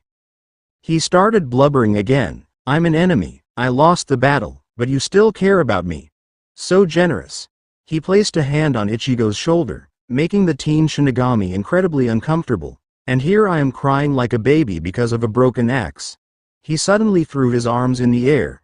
In over 300 years I have never been so thoroughly defeated. You have my permission to enter the western gate of the Seirei. What is your name, young warrior? Ichigo pointed at himself. Kurosaki Ichigo. Strawberry, what a lovely name. Jidenbu commented as he turned towards the gate. Ichigo had to be held back by Chad from attacking the already defeated gate guardian. I don't know why you want to go through this gate, Ichigo, but take care of yourself. Everyone inside is powerful. Ichigo stopped struggling and nodded. I know. Jidenbu grabbed the bottom of the gate and began to lift. Well, if you're sure you're prepared, then I will open the gate for you. With a great show of strength, Jidenbu hoisted the massive gate high up over his head for Ichigo and the others to pass through, shocking everyone who had witnessed the feat. However, once he got it up, he simply froze in fear at something he saw in front of him. Ichigo peeked around the giant and saw a man with silver hair, closed eyes, a grin on his face, and a Shinigami outfit as well as an extra haori over the usual clothing. "Who is this guy?" he asked. "Ichimaru Jin," Jidenbu said fearfully, "captain of the 3rd Division." Jin spoke directly to Jidenbu in a light scolding manner. This isn't allowed." Before anyone could even do anything or before anyone knew what happened, with a swift motion the arm of Jidenbu was cut off. "That's too bad, but you're a gatekeeper. Your duty is to guard the gate, not open it," he said, without any actual malice in his voice at all. The loss of his arm caused Jidenbu to scream in pain and lose his hold on the open gate, all the while blood from the open wound rained down. He still managed to hold the gate open, however, with one hand on the gate and his shoulders keeping it up. "No wonder you're one of the Soul Society elites," Jin mentioned casually. "Even with a missing arm you can still hold the gate open. However, you are still a failure as a guardian." Ichimaru Taiko, Yoruichi thought as the scene unfolded. "I didn't expect anyone like this to show themselves so soon. Even though they're all very strong, his strength is beyond their imagination. If they fight here, the worst may occur." "I opened it because I lost," Jidenbu said wearily. "The guardian opens the gate when he loses. It is only natural." "Did you make that idiotic rule up yourself?" Jin remarked amusedly. "You obviously misunderstood. Even if a gate guardian loses, he still may not open the door."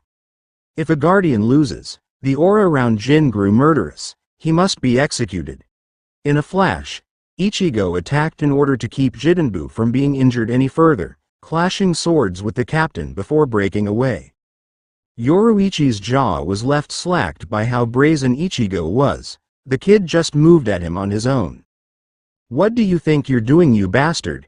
Ichigo questioned Jin. Yoruichi shouted at Ichigo instead of letting Jin reply. "What do you think you're doing? We beat Jidanbu fair and square and then you just pop up out of nowhere and attack us," Ichigo said to Jin, almost seething. "Inoue, I want you to look after Jidanbu's arm," he asked of her, getting a nod from Orihime. "If you want to fight so bad, then I'll be your opponent.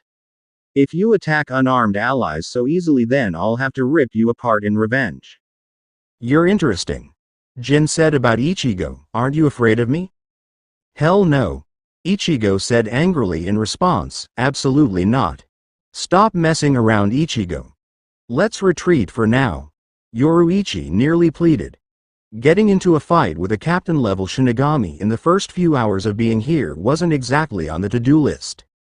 "Ichigo," Jin said in his head as he got a look at Ichigo's physical make, orange hair, sword as long as his height. "So you're Kurosaki Ichigo? Huh, so he does exist after all."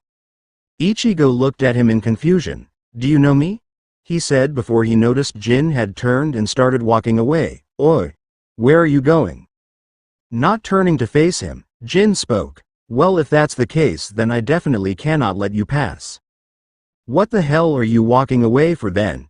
Ichigo questioned before deciding to make a crack on him to provoke him. "What are you planning on doing? Throwing that knife at me?" Oh, he didn't know at all, poor bastard. Jin held his sword out to the side. "It's not called a knife. This is my Zanpakuto." He quickly set himself in a sideward stance, tucking the blade under his left arm and pointing it at Ichigo. "Ikoros. Shinso. Shoot to kill. God Spear." Jin's sword rapidly extended at Ichigo with intent to impale him. Ichigo held up his own Zanpakuto in defense but ended up getting pushed back into Jidenbu, throwing them both outside of the gate. The gate began to close as his sword retracted. Jin peeked out under the bottom of it and waved at everyone. "Bye-bye now," he said pleasantly right before it slammed shut. "Kurosaki-kun," Orihime shouted as she, Chad, and Uryu ran towards the downed Shinigami who was motionless on the ground. Ichigo suddenly popped up. "Damn it, that hurt," he yelled, surprising everyone that had moved to his side to check if he was hurt or not. "Where is that bastard? He nearly killed me." Air. He still seems lively. Uryu thought as he saw Ichigo bitching to himself about Jin. He took that attack head on and he's still just fine. I'll say it again, scary guy. He looked at Ichigo's new sword. Is that how he did it? I think he called it Zangetsu, his new Zanpakuto. Ichigo stood up and looked at Yoruichi, who had walked up to him. Sorry, because of me the door closed again. Forget it. Yoruichi dismissed his apology. There's no point in dwelling on it now. Although the door is shut again, the results would have been potentially worse had you passed through. That was Ichimaru Jin. Just be glad you weren't injured. Huh, so my clone was right. You guys finally showed up. Took you long enough.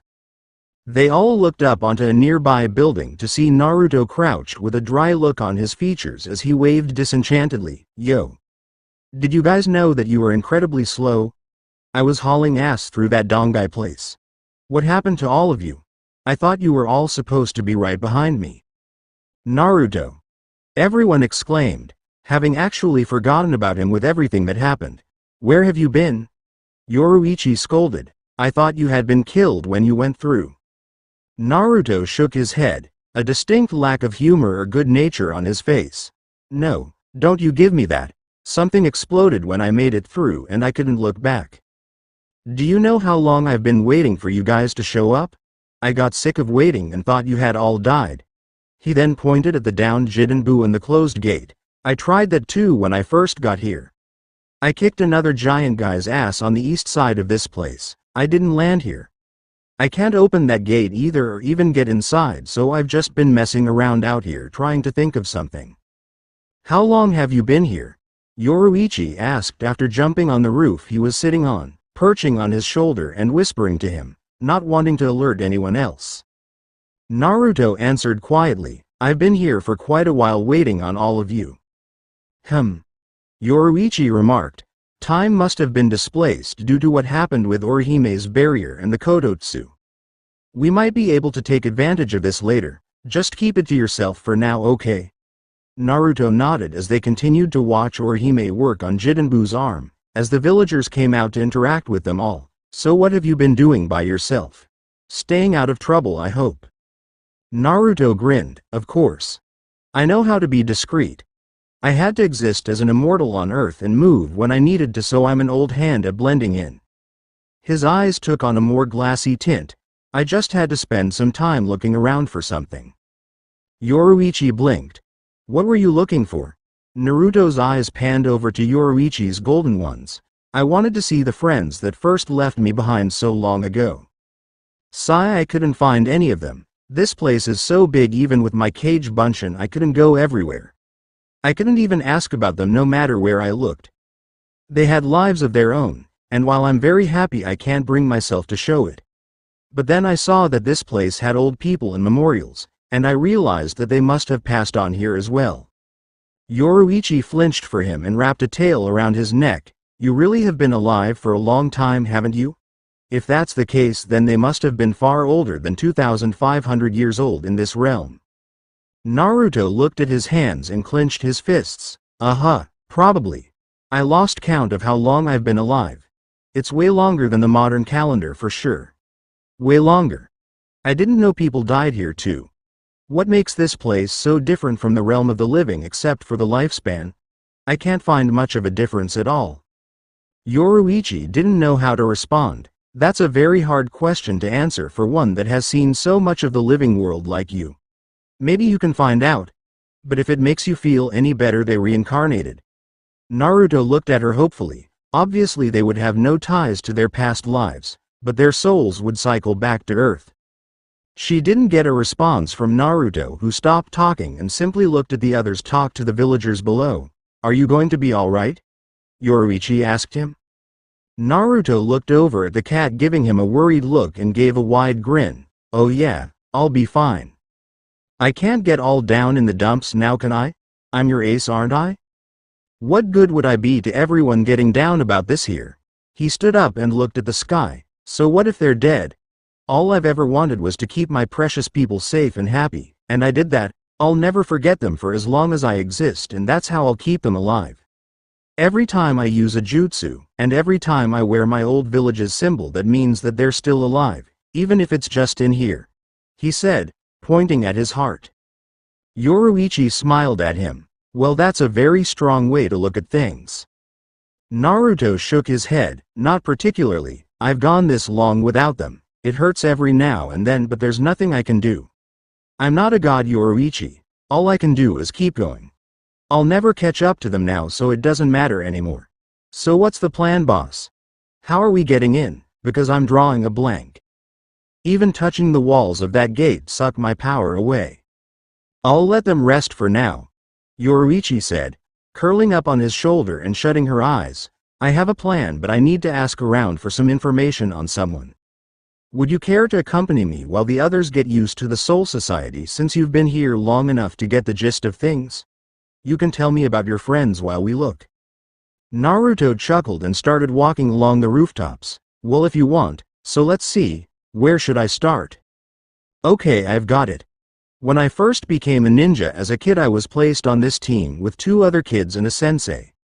Now this one girl, Haruno Sakura, was rather pretty and had pink hair, and I had a crush on her. Never worked out for me.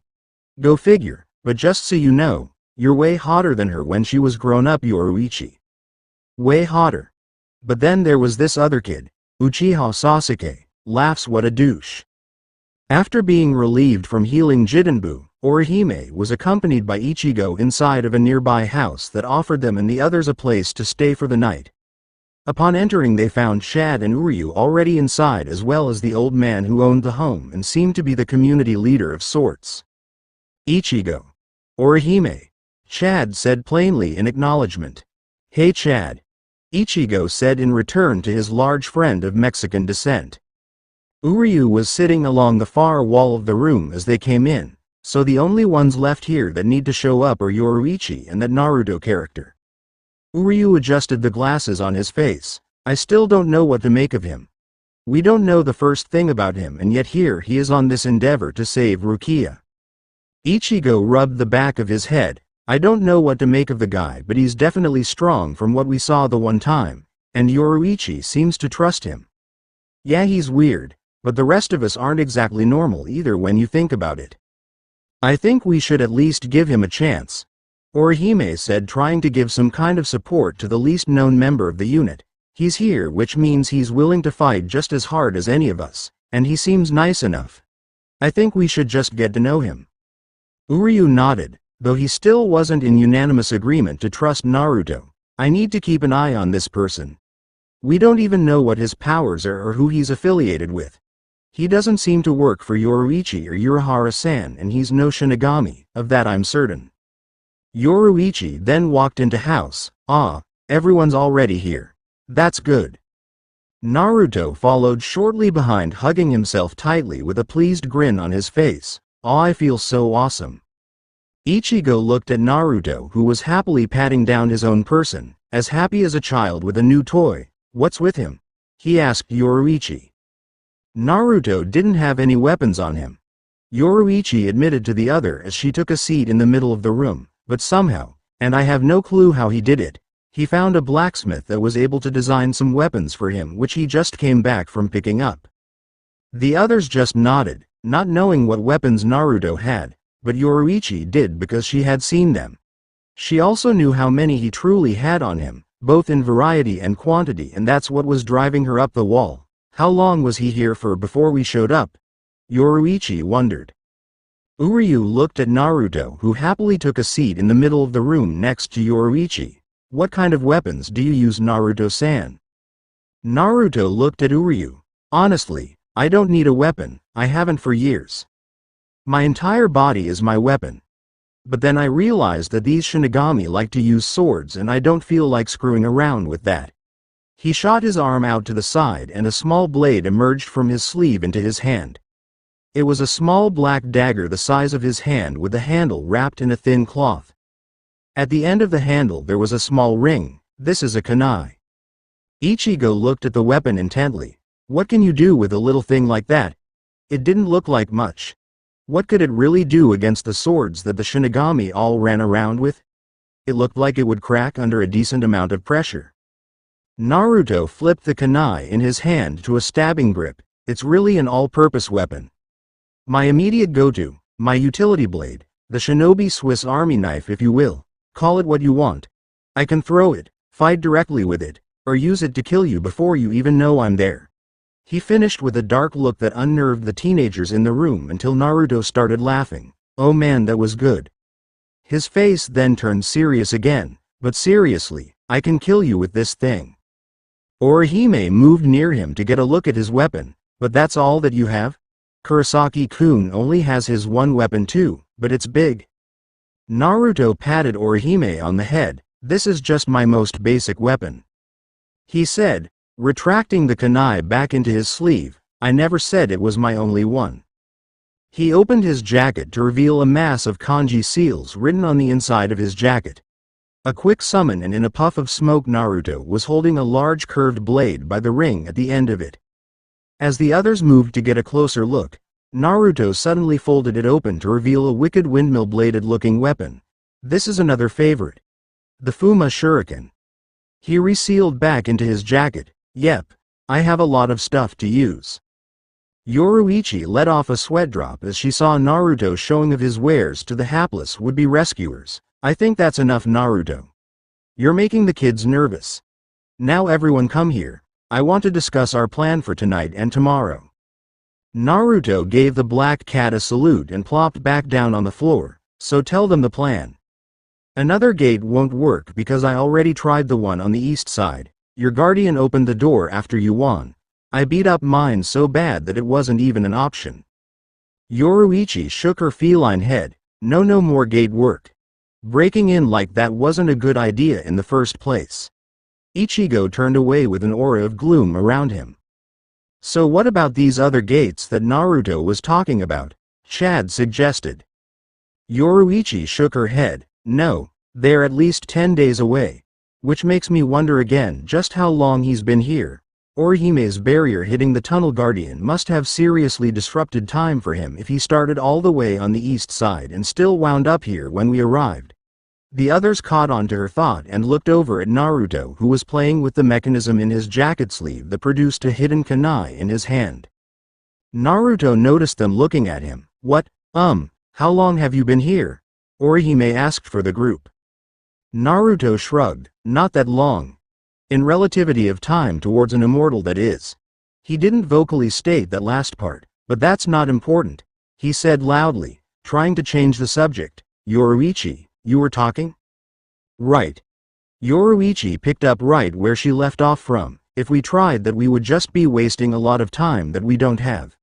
But don't worry. If we can't get in using a gate, we'll just have to get in without using a gate. What? Everyone else asked in confusion before Naruto smirked as Yoruichi had told him her plan. I need to find someone, the cat said before turning to the older man in the room. Elder Dono. Do you know where I can find Shiba Kuakaku?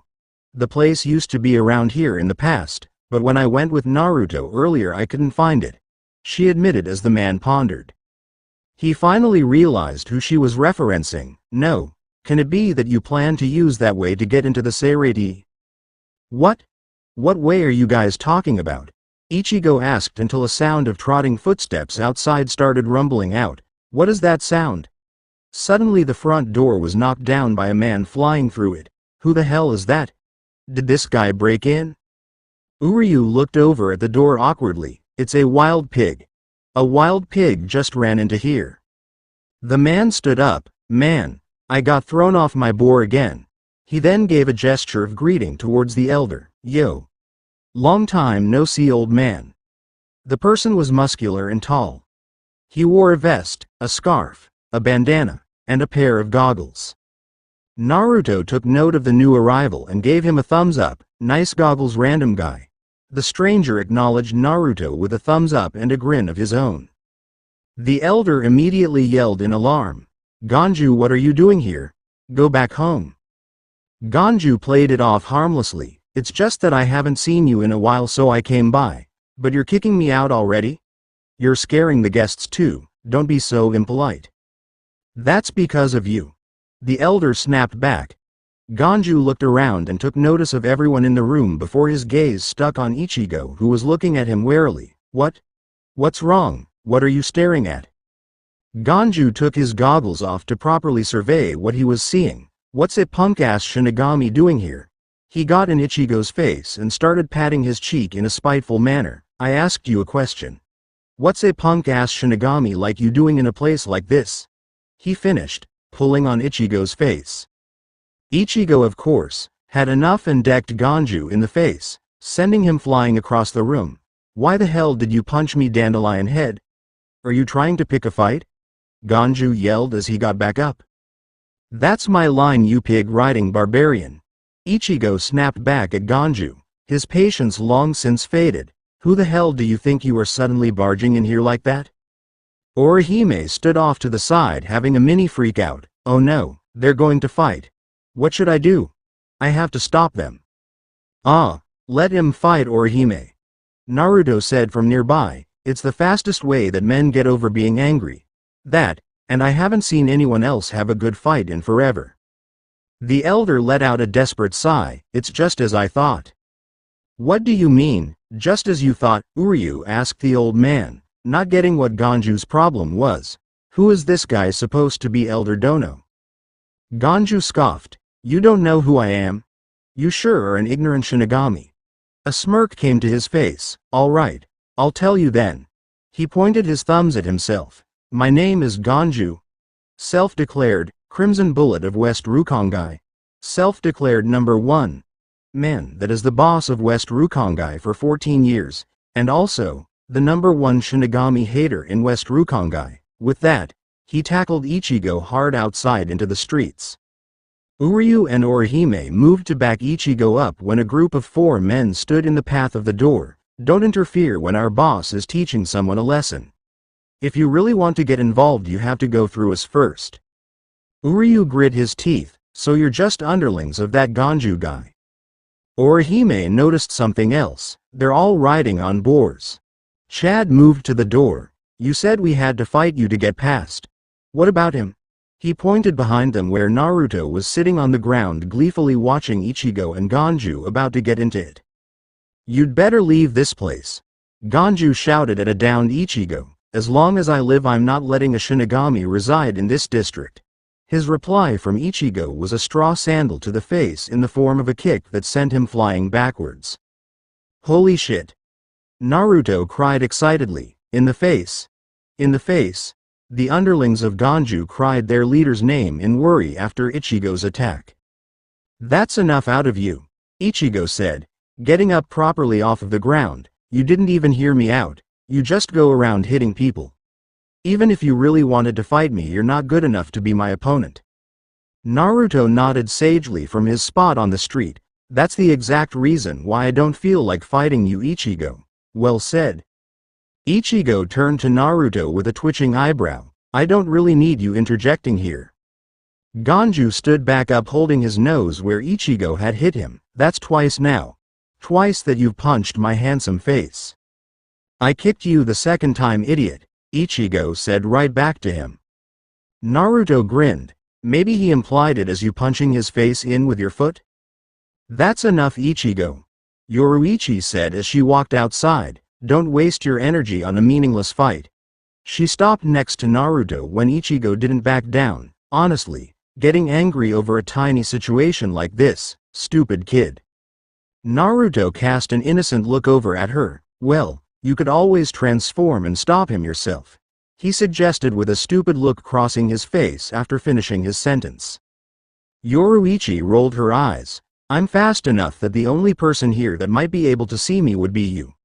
Maybe you, so you wouldn't get anything out of it. Ganju stared at Ichigo intently. If you aren't going to leave Shinigami, then it seems that you and I are simply destined to fight, he said as he drew a small cleaver-looking weapon from his back. Ganju, stop it. The elder tried reasoning. He is not a bad Shinigami. Shut up. He snapped back at the old man. You should know very well that a Shinigami is a Shinigami. There are no good ones or bad ones. He started running at Ichigo. Here I come, Shinigami. Uryu saw this as a potentially bad situation. Damn, Kurosaki didn't bring his Zanpakuto. Naruto watched Ganju start to charge and remarked to Yoruichi, "Should I throw him a kunai and see if he sinks or swims with it?" Yoruichi face faulted in cat form next to him. Chad then ran from inside the house and tossed Ichigo his wrapped-up zanjetsu that Ichigo caught and immediately unfurled. "Thanks, Chad." "Boo, Chad," Naruto said. "Outside interference is strictly forbidden," Naruto said before Yoruichi slashed him hard across the face with her claws. "Fuck. Why does that hurt so much?" Yoruichi blew on her claws. "That's what you get for being a dumbass." Ganju still came forward with his attack, forcing Ichigo to block a horizontal slash by stabbing his sword into the ground to cover the side of his body. "Don't think that with a larger blade you'll be able to beat me." Ganju made a circular motion with his front leg and stomped on the ground before making a gesture with his free arm. "Sink down." The ground softened to the extent that Ichigo's sword was caught in it. "What's going on?"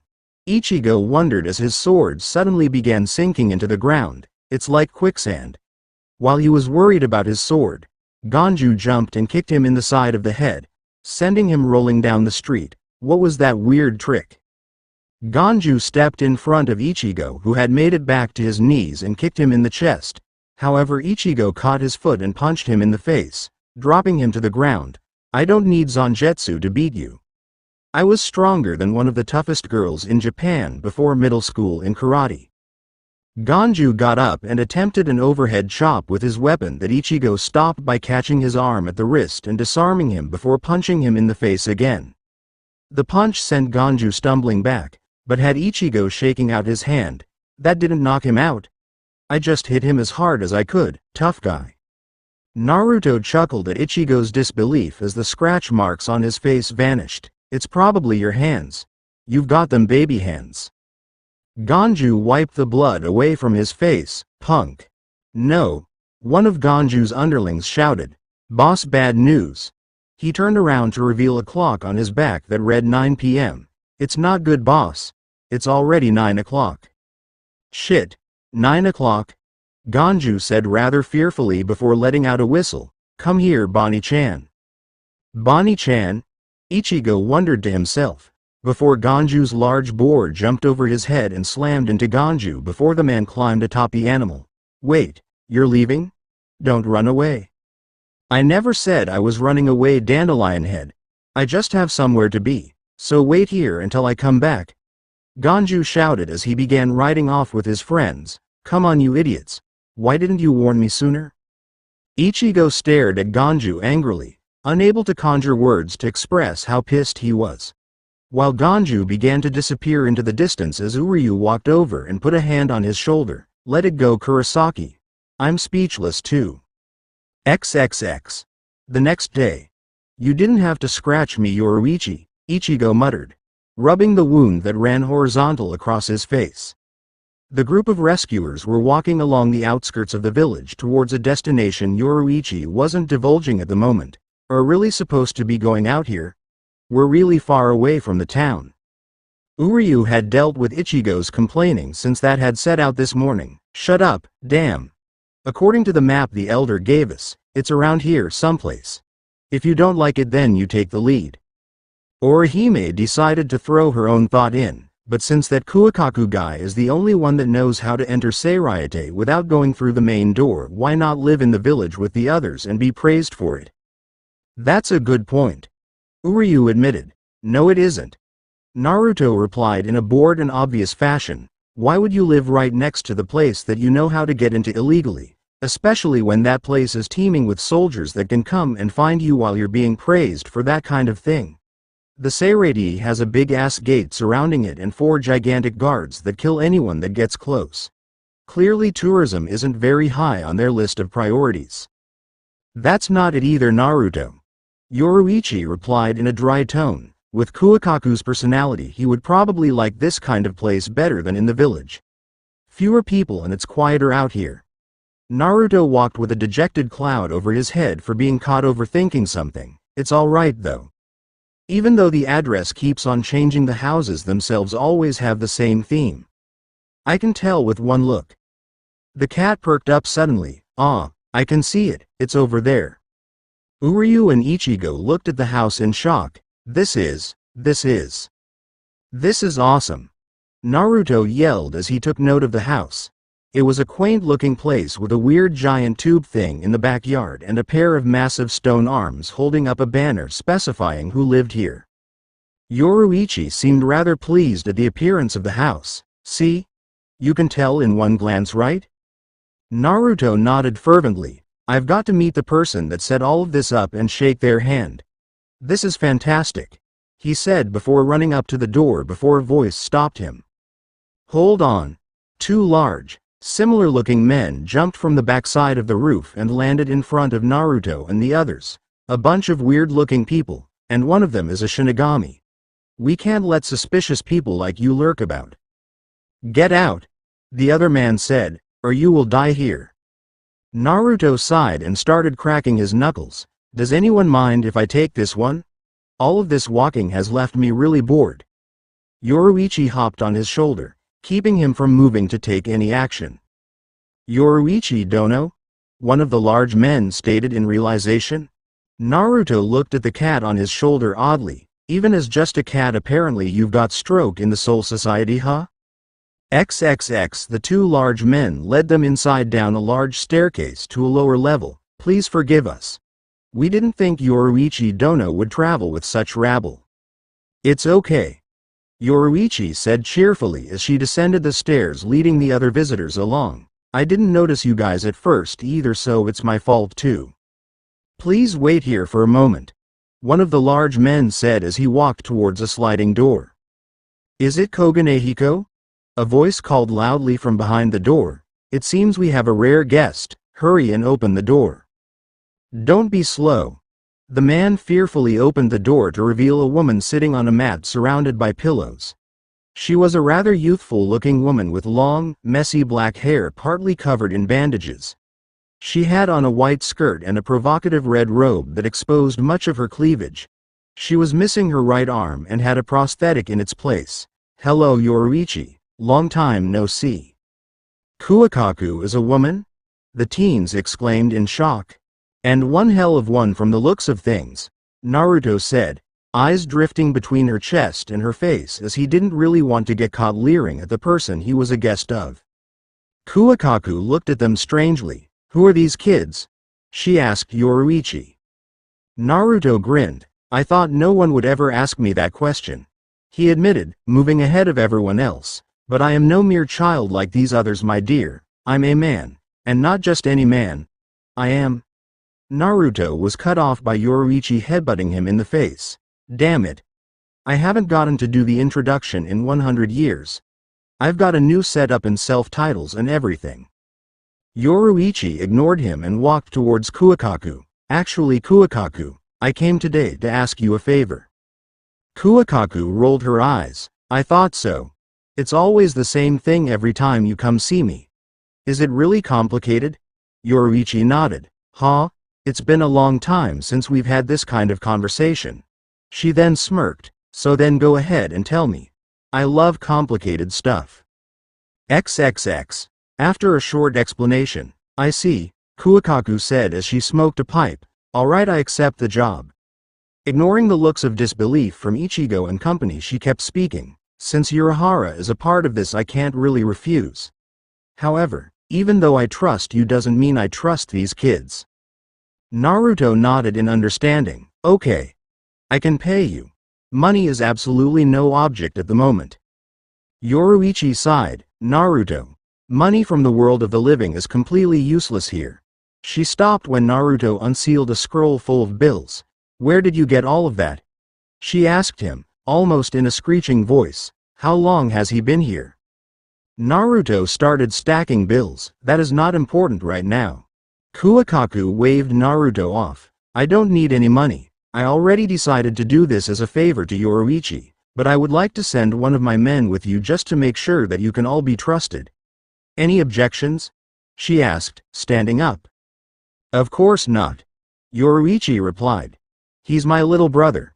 Kuakaku said as she walked over to another ornate sliding door in the room. He's kind of a punk, but he's all right. Oi, you ready? she yelled to the person behind the door. Just give me a second. The voice replied frenetically. Okay Oni-sama, I've got it. The door slid open to reveal the man from last night that had attacked Ichigo. Hello everyone. My name is Shiba Ganju. Nice to meet you. Ah, it's you? Ichigo and Ganju both yelled at each other upon realizing who the other was. You know each other? Kuwakaku said in confusion. Naruto appeared at her side with a grin on his face. You want to see something hilarious? Watch this. Naruto displayed 2 pebbles that he flicked at both Ganju and Ichigo's heads with pinpoint accuracy.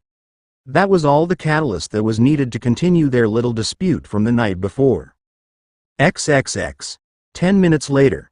The novelty of watching Ichigo and Ganju beat the crap out each other wore out quickly. Naruto let out a yawn. This isn't as funny as it was last night. That's enough.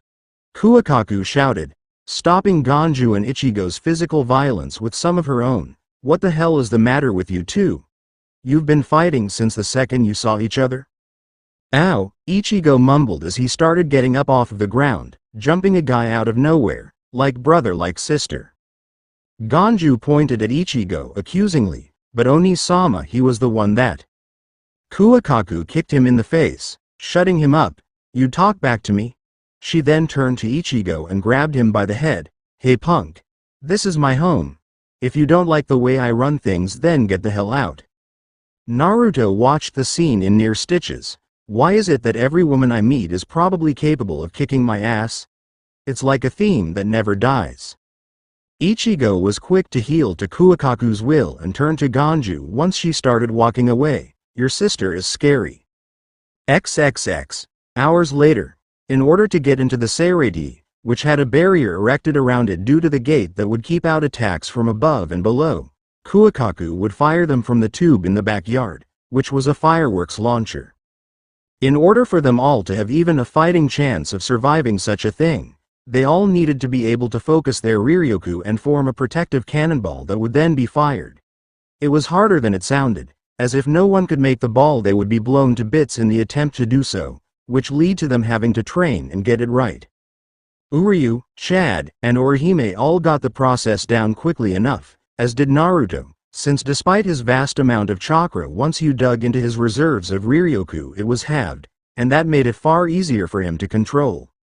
Ichigo had gotten this gist of it after Ganju let Ichigo in on his shortcut to control his energy, but because it was so tough for him to keep control of his energy he was forced to refine his technique. I'm sick of practicing this Uzumaki, Ichigo said as he held onto a strange orb. I've gotten the technique down, it will be fine. I need to get ready to head into the Seirei. He held his stomach. Ow, my stomach hurts. He complained before Naruto smacked him over the back of the legs with a kendo stick. Ow. Ouch is not an acceptable ki-ya at this dojo.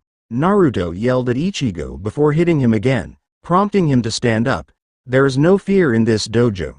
He started pacing around. You have just as much power in comparison to me as a kid. The downside to that is that much like me as a kid you absolutely suck at controlling it, and that's very bad in this case. That doesn't explain why I'm still here working, you bastard. Ichigo snapped at him before flinching when Naruto threatened swinging the kendo stick again. Naruto continued his reasoning. You see, the lives of me and everyone around me never really banked on my shoddy control, so I had time to neglect it and work on it over time, of which now I have adequate control. You do not have nearly enough time to get good control, so we're going to patch you up like a leaky ship to get you to the next dock by making you as tired as fucking possible so that you have less overall energy to control. Uryu stood at the doorway of the room looking at Naruto strangely until he finished his rant, allowing him to speak. Yoruichi is weighing at the surface on you two to get up there. Naruto grabbed Ichigo by his collar and dragged him up there. This is going to have to do for now, I guess. Come on kid, let's roll. XXX. Hey, where's Ganju? Ichigo asked as he saw everyone up around the fireworks launcher except him. Wait. Ganju yelled before turning a corner around the house. The heroes always arrive a little bit later, he said with a thumbs up. Kuwakaku shook her head while Naruto frowned. You totally butchered that quote and that gesture from the book I just released up here. Icha Icha Kaihosha, Liberator.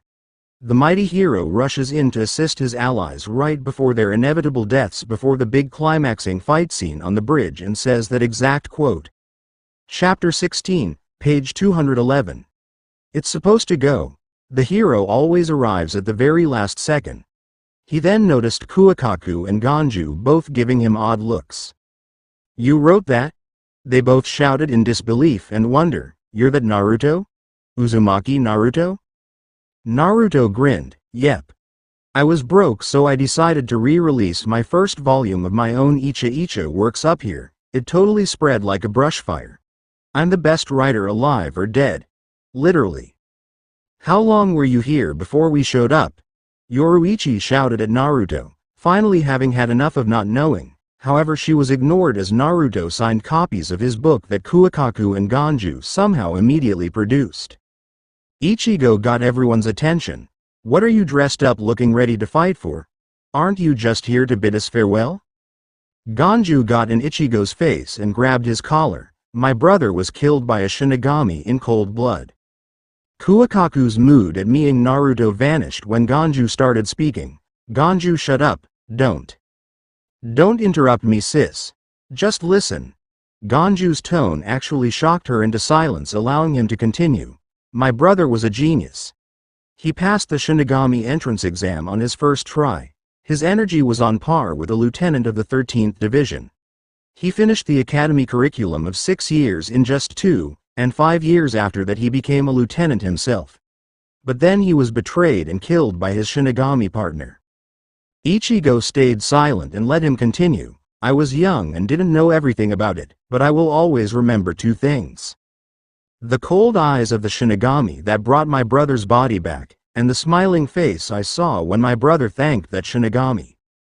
I never understood why, but not once did my brother ever speak out in hatred against the Shinigami.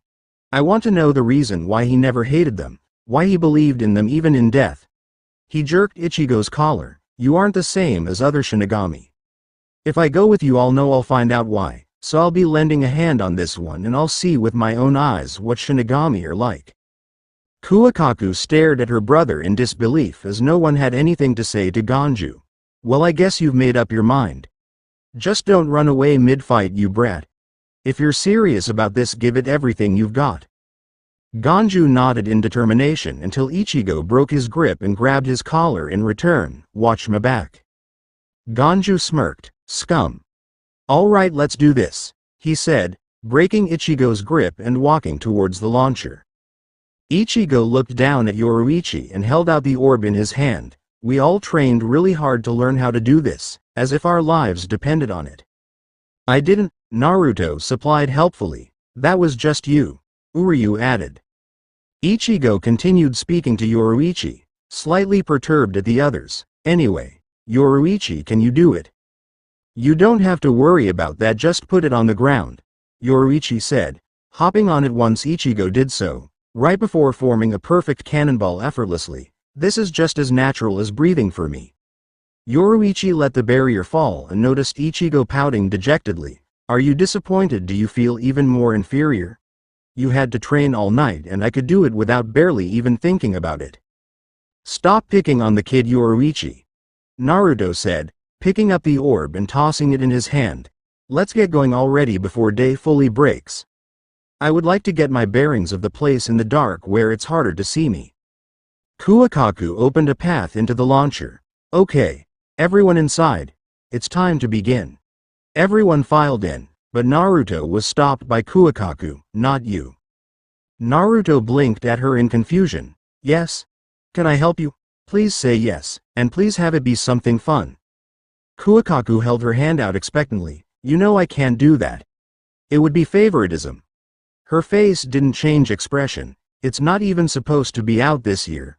I'm supposed to wait until like next year before I start releasing more to build up a demand. Don't you know anything about economics? Kuakaku grinned at him. Well, if you don't want to, I guess you can find another way into the Seirei. Naruto gave her a deadpan look and pulled a book from the inside of his jacket. Everybody I owe favors to like this gets one. This is your one. I don't want to hear anything later when I release more books because this was your freebie. Kuakaku snatched it away from him happily and moved aside. Come and see me when you're done in there if you survive, and we'll see if I can't change that tune, she said sultrily before turning more serious. Take care of my kid brother. Naruto stepped inside and gave her a salute. Oi, who do you think you're talking to here? Everyone's coming back, and that's the promise of a lifetime. He started posing grandly. Because I am the... Kuakaku cut him off by closing the launcher. Oh come on. I've got to get to say it at least once. Once everyone was inside around the orb, Yoruichi briefed them. Once we get inside, don't wander off by yourselves. If you encounter a captain-class enemy, run. Our objective is to capture Rukia. Take no unnecessary risks. Naruto shook his head. If I'm caught, I'm not running. My objective is to keep you all on your objective, and that means I'm going to be playing decoy. He replied gleefully. They're going to be running around like roaches in there. And in the middle of something like this, nothing makes it easier for a small group of people to move about inside of a stronghold than misdirection, complete mayhem, and anarchy. Hence, that will be my job. Yoruichi looked at Naruto chidingly. Listen Naruto, once we get there She heard Kuakaku begin her incantation outside. Damn it. It's begun. Focus your energy. XXX. Seirei, we didn't find anything Zaraki Taiko, a Shinigami reported. Damn it. A rather large man with scars all along his body, an eye patch on his face, and his hair tied up in a unique spiky style with bells at the ends shouted. A little girl with pink hair on his back. We searched all damn night and nothing. He looked up at the sky once a loud noise echoed out. Wait, what's that? It then broke apart in the sky. Damn. It separated. Now which one is the strongest? XXX. Aizen Taiko. It hit the barrier and stopped. A Shinigami shouted in shock. A man with brown hair and glasses looked up in surprise. It hit the barrier and didn't vanish. That means that the concentration of power is extremely high. The cannonball in the sky then burst into 4 different directions, and so it begins. XXX. With Naruto. It landed over here. You can see the smoke and everything. A Shinigami amid a group of them shouted as they made their way towards where Naruto crash landed. They ran in abruptly, each with a Zanpakuto all drawn. Find the Ryoka. He's not here. The smoke cleared to reveal nothing but the amassed group of Shinigami. Wait, I felt something run past me in the cloud of smoke. A blonde Shinigami with spiky hair said as he pointed. It went that way. He yelled, grabbing a hold of his Zanpakuto in its sheath as he prepared to run. That way? Get him. Don't let the intruder escape. The blonde Shinigami was quickly passed by all of the others as he allowed himself to lag behind until they were out of sight. Once they were gone, he smirked to himself. Suckers. Kai. In a puff of smoke, the Shinigami was gone. In his place was Naruto, and the Zanpakuto that was around his waist transformed into Yoruichi gripping tightly to the waist of his clothing. And that's how you do that. And you were all like, get ready to fight when we land. Work smarter Yoruichi-chan, not harder. Yoruichi detached herself from Naruto's hip and dropped onto the ground. Well, it looks like going by myself wouldn't have been a better strategy after all. So what's your plan to divert attention? Naruto grinned at her. Well, I'm sure that the most that Ichigo and the others are going to do will be to head towards wherever Rukia is. Maybe fight a little bit, but not anything more than that. I need to keep as far away from there as possible and stir up interest elsewhere. Where would Rukia be so that I know where not to go? The center of the Seirei. She will be in the Senzaiku, Palace of Remorseful Sin, where they hold prisoners to be executed soon. Yoruichi said, we should get out of the open. Well then I need to find a place to begin running amok. Naruto replied positively. Any ideas? Yoruichi gave him a huge grin. Actually I do. How much trouble do you feel like risking getting in? Naruto returned her grin. You have absolutely no idea who you're dealing with, do you? I'm a patron deity for mischief and debauchery in the realm of the living. Just point me in a direction and give me some instruction. As a matter of fact, Taju Kage Bunshin no Jutsu, multiple shadow clone jutsu, 50 Naruto replicas appeared in a puff of smoke. Go find out where stuff is. Go do stuff to it, and don't get caught. And stay away from the 2nd Division barracks when you find out where it is. Yoruichi shouted at the clones before they could go off and do their own thing. I want to hit that place on my own. The clones all saluted Yoruichi and the original Naruto before going off in their own random directions. Are you sure you should have given them such vague instructions? Naruto shrugged and jumped onto a nearby high wall. Who cares? I mean, even if they get caught they can just dispel and that will be that. The less detailed the instructions the more chaotic this whole thing will be. Now let's go have some fun while the others struggle for their lives. Lead the way, Yoruichi-chan. Yoruichi pointed in the direction she wanted him to go off in and held on as he proceeded to disappear in a shunshin. XXX. A few hours later, Yoruichi was on Naruto's shoulder as he quietly traversed the outside grounds of a particular set of barracks. Are you sure you're up for this? I can get in on my own and do this. I used to run this place and could do it on my own. Naruto looked at the cat and back to the place he was sneaking around. Do you really want to transform just to set up pranks and run around naked when I could do it for you? I have clothes. Yoruichi huffed indignantly, and this division is directly connected to the Onmitsukido, stealth force. Especially tailored with stealth skills that the others don't possess in order to complete specialized missions. Guard duty of high-profile prisoners, assassinations, things like that. So you're saying that they're more or less the ninja force of the Seirei? Naruto ventured as a guess. Yoruichi nodded. Yes, you could say that for more than a good number of them. She noticed a gleam in Naruto's eyes that he couldn't hide. What do you plan on doing? Naruto let out a quiet laugh. I can't remember the last time I had to go toe-to-toe with a ninja of any kind. You definitely can't talk me out of this now, Yoruichi-chan. I'm in this for sure.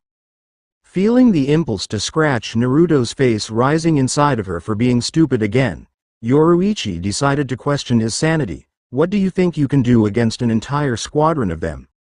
Naruto's mirth never faded. When I was 12 I painted the entire mountainside monument of the most powerful village of ninja in the entire world in broad daylight wearing bright orange and I got away with it.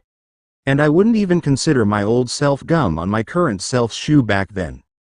Yoruichi stared at him in silence for a moment. Do you think you could do something like that again? Naruto grinned at her and scratched her behind the ears. Oh, I'm probably all over that as we speak. XXX. With Naruto's clones, outside 1st Division headquarters. As he stood on a high wall overlooking the area, a lone tear came to the eye of one of Naruto's cage bunshin as he stared up at a perfectly pristine white building with only the division insignia on any wall whatsoever. It's so beautiful, it's absolutely perfect. It's so perfect. The several clones alongside him all unsealed buckets of paint and brushes, and we are going to absolutely fuck this place up. One of the other clones came up to the leader clone. So how are we going to handle this Fukutaichu? We can either do it the long and hard way. Artistic, but we might get stopped halfway through. Then again there's the fast way. It might not be as cool as the other way, but the chances of collateral damage are incredibly good and high, which would be hilarious and would definitely piss people off. The clone stroked its chin. Well, we're supposed to be doing this quickly, so do it the fast way. It should still be good. So go ahead and sneak into position. The clones saluted him and picked up their equipment before taking off around the area. XXX, 9th Division Headquarters, Editing Department of the Seirei Communication Magazine. Oh man, a clone sitting at a desk, typing rapidly said with a grin on his face, who the hell runs this place? We might as well have walked right in through the front door for all the defenses this place had. Another clone stood off to the side, taking pictures of another clone who stood in front of a white screen. Well, they think that there are only a few of us. They don't know that boss can make an entire army of us if he wanted to. Now keep writing our profile page. We're letting the whole Seirei know who we are with a special issue of their magazine. They're all out chasing Ichigo and the others. A clone that was reading over another's work said, they're going to try and cut them off and trap them with numbers since they have a general idea of where they are. And that is nowhere near here. Hopefully when we're done here we can divert some of the heat off of them, in a full, glossy, 42-page spread chronicling the greatness of Uzumaki Naruto. He handed the work back to another clone. Go over it and add more flashy adjectives and titles to describe us. Fukutaichu, what do we call the issue of the magazine? The leader clone grinned. Special issue. The introduction of Uzumaki Naruto. The immortal sage cometh. XXX. Kuchiki Family Manor. A Naruto clone stood in the middle of a serene garden sitting by a koi pond with his eyes closed and a smile on his face. He let out a deep sigh. I like this garden. It's peaceful. A clone came up to the leader clone. Yes? Fukutaichu, our brothers are in position in the laundry room with the orange dye and they found the Byakuya guy's room. Orders? The clone asked. The leader clone put out his hand with a thumbs down. Do it. I can smell the noble just wafting off of this place. XXX. With Naruto and Yoruichi's 2nd Division headquarters. Naruto quietly slipped inside of an office with his shoes off and Yoruichi on his shoulder before silently shutting the door. This place has heated floors and automatic doors. Who the fuck paid for all of this? Naruto whispered to Yoruichi in amazement. I kind of don't want to mess this place up. Yoruichi hopped off of Naruto's shoulder and started walking around the office. Did you see that hot spring too?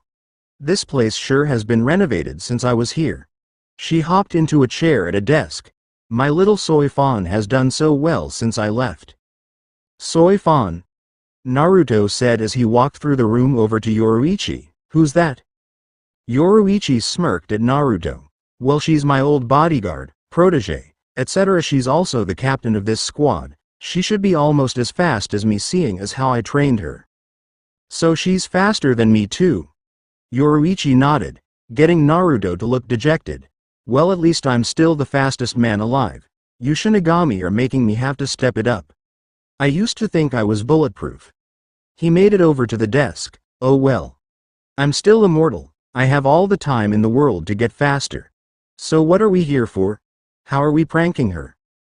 Yoruichi's eyes took on a saddened tint. I don't want to prank her. I feel terrible for leaving her behind when I left the Soul Society 100 years ago, but I knew she would be just fine without me. Kazuki needed my help. Naruto rubbed her back consolingly. She'd understand, wouldn't she? Yoruichi shook her head. I'm all she had. Her entire world was based around me. I'm sorry, Yoruichi, Naruto said, taking a seat on the desk, letting the cat hop into his lap. I know something that will cheer you up though. A grin slowly formed on his face. We could have sex on your old subordinate's desk. Huh? Would you like that? Having sex on your underling's desk? Yoruichi slashed him across the face with her claws. Gah. So angry. Why does that hurt so bad? Yoruichi walked over to the window of the office and jumped on the sill. You're a total pervert. She sighed when she heard him say, so? And you haven't earned the privilege yet. She heard quiet, rapid footsteps from down the hall. Naruto, get up, we have to go. Gah. What do you have on your claws? That shouldn't hurt this much. Okay. Yoruichi said. Good luck, Naruto. If you don't die or wind up captured, come and find me, okay? I can't be discovered yet, she said before jumping out of the window. The door to Soifan's office burst in as a bunch Shinigami dressed in traditional ninja outfits rushed inside. Naruto stopped staggering around the room and fretting over the deep scratches on his face and noticed them creeping towards him slowly in Hakuda stances. Naruto blinked and looked at the window where Yoruichi was no longer present. Oh Yoruichi, you suck so hard. I am going to kick your cute little ass when I find you again, after I get out of this. He gave a bright grin. Hello everybody. I know it doesn't look like it, but I'm a ninja too. So there's no need for us to fight, right? When they didn't stop moving, his smile dropped and a cold facade found its way to his face. Didn't think that would work. As the group attacked, Naruto dodged their first move and escaped to the hallway, where after running for a short while he turned around to face them. Just as he had expected, he managed to get them coming at him in a single file line. Naruto clapped his hands together and held them before opening his mouth. Fuden. Daitapa, wind release. Great breakthrough, Naruto released a powerful wind that blew through the hall, sending the attackers flying backwards against the far wall. Naruto continued to run away. No need for me to get into an open fight with these guys. However, he didn't have an option in the matter when he found himself dodging the swipe of a Zanpakuto from a Shinigami from an open doorway. A second swipe was blocked by a kunai that Naruto neatly deposited into his hand from his sleeve. Well, I am inside of their HQ. Naruto used his free hand to grab the Shinigami by the throat and push him against the wall, where he let go and punched him in the face 3 times hard enough to smash his head into the wall and crack it, knocking him out. Naruto turned around to find that he was still being pursued by even more of the Onmitsukido. To hell with this. Naruto formed an orb of energy in his palm and jumped up towards the ceiling. Rasengan, spiraling sphere. Naruto smashed through towards the outside, where he began running on the rooftop. The Ryoka has escaped. Don't let him out of the division grounds. A series of Shinigami appeared in front of and behind Naruto using shunpo with their blades drawn, surrounding him. Naruto shut his eyes and reopened them, revealing the Rinnegan. You guys are Sluao, he said, provoking them to attack. Shinra Tensei, heavenly subjugation of the omnipresent god. An orb of gravitational force pushed away all of the attackers violently, sending them flying all about. Naruto let the bodies drop all around him harmlessly and deactivated his Rinnegan before rubbing his eyes harshly. Still hurts, he said before disappearing in a burst of speed. XXX Soy Fan, a petite woman, short black hair with 2 long braids down her back ending in golden rings. She had a common Shinigami's uniform on as well as a captain's haori and had a stern look on her face. Her lieutenant, a plump man twice her height and 4 times her size who had black hair in a noble-looking hairstyle, walked next to her.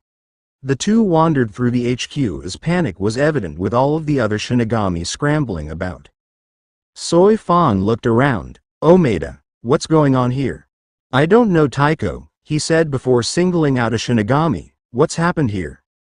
He stopped and saluted Soy Fan and Omeda. Taiko, Fukutaichu, one of the Ryoka came here and defeated a number of our troops.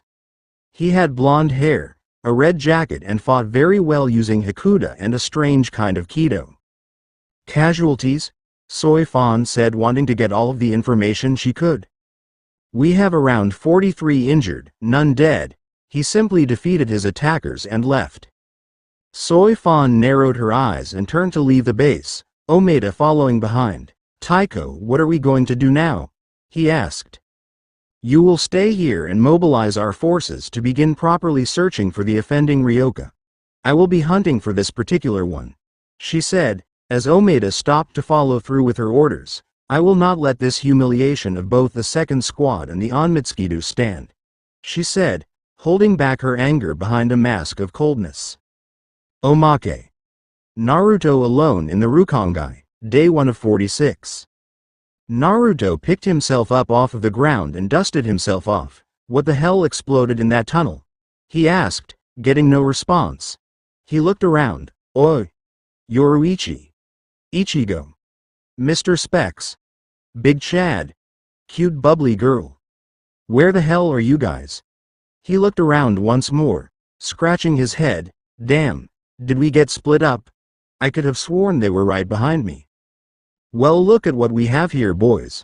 Naruto turned around to see a group of thugs smirking at him and walking his way. He looks like a new soul, and a pretty boy at that. Those clothes sure look expensive. Another man said. Why don't you hand them over? Naruto gave them a dry look. I would, but I don't think you want to lose your girlfriend over what I've got going on underneath. Now if you could help me out. Where the hell am I? A series of laughs went up. Unfortunately for you, new guy, you're in the worst damn place in East Rukongai. District 80. Jigokudari, Hell's Row. Now if you give me everything including the clothes on your back, I'll let you live and maybe let you into my gang as one of my foot soldiers. Naruto stroked his chin in faux thought before pointing at the man. Or instead of that, how about I give you nothing and you tell me what I want to know about this place so that I can move around? Now I know it sounds like the raw end of the deal, but hear me out. You can try to get the results of your offer, But that won't end well for you, and I'm still going to get everything out of my offer. You'll just be in a lot more pain afterwards. Savvy? Get him. Skin that punk alive. Naruto let out a sigh and cracked his knuckles as the men started walking towards him, drawing their weapons. Your choice. XXX. 3 minutes later, amid a hodgepodge of beaten-up bodies, some groaning in pain, and most others unconscious, Naruto was crouched down over a stick drawing in the dirt that signified a rough map of the Soul Society. I see. So this is the worst district, and in order to get to a gate, no matter what direction I go in, I still have to go through 79 more, each like a town with borders and limits. That's going to be a long run. The man that had initiated the attack against him was on the ground with multiple bumps and bruises on his face, as well as his arm held behind his back in a most painful manner. Yeah. For most people that walk would take a month. A month? Naruto cried with anime tears going down his face. You've got to be kidding me. Where are the others that came with me? This sucks. He abruptly stopped and stood up. Well then I guess I'll just have to get to a gate and wait for them. It's all I can do, because if what you're saying is true, this place is fucking huge. I'm telling you the truth, I swear. The man pleaded, just let me go, please. Naruto stared at him for a second before letting go of his arm and getting up. Get out of here, and watch who you pick fights with. You never know who might be the strongest person around. The man nodded rapidly and turned to run before Naruto's voice stopped him again. Hey. You ever heard of any people from a place called Konohagakure no Sato? It's a place in the world of the living. No. The man shook his head in fear of Naruto. Are you going to kill me for not knowing? Naruto again shook his head and gestured for him to shoo. The man did so without a second thought.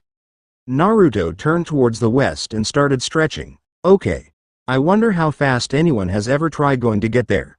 I guess I'll find out for myself. Maybe if Yoruichi ended up this far away too, I can beat her there if she's still a cat.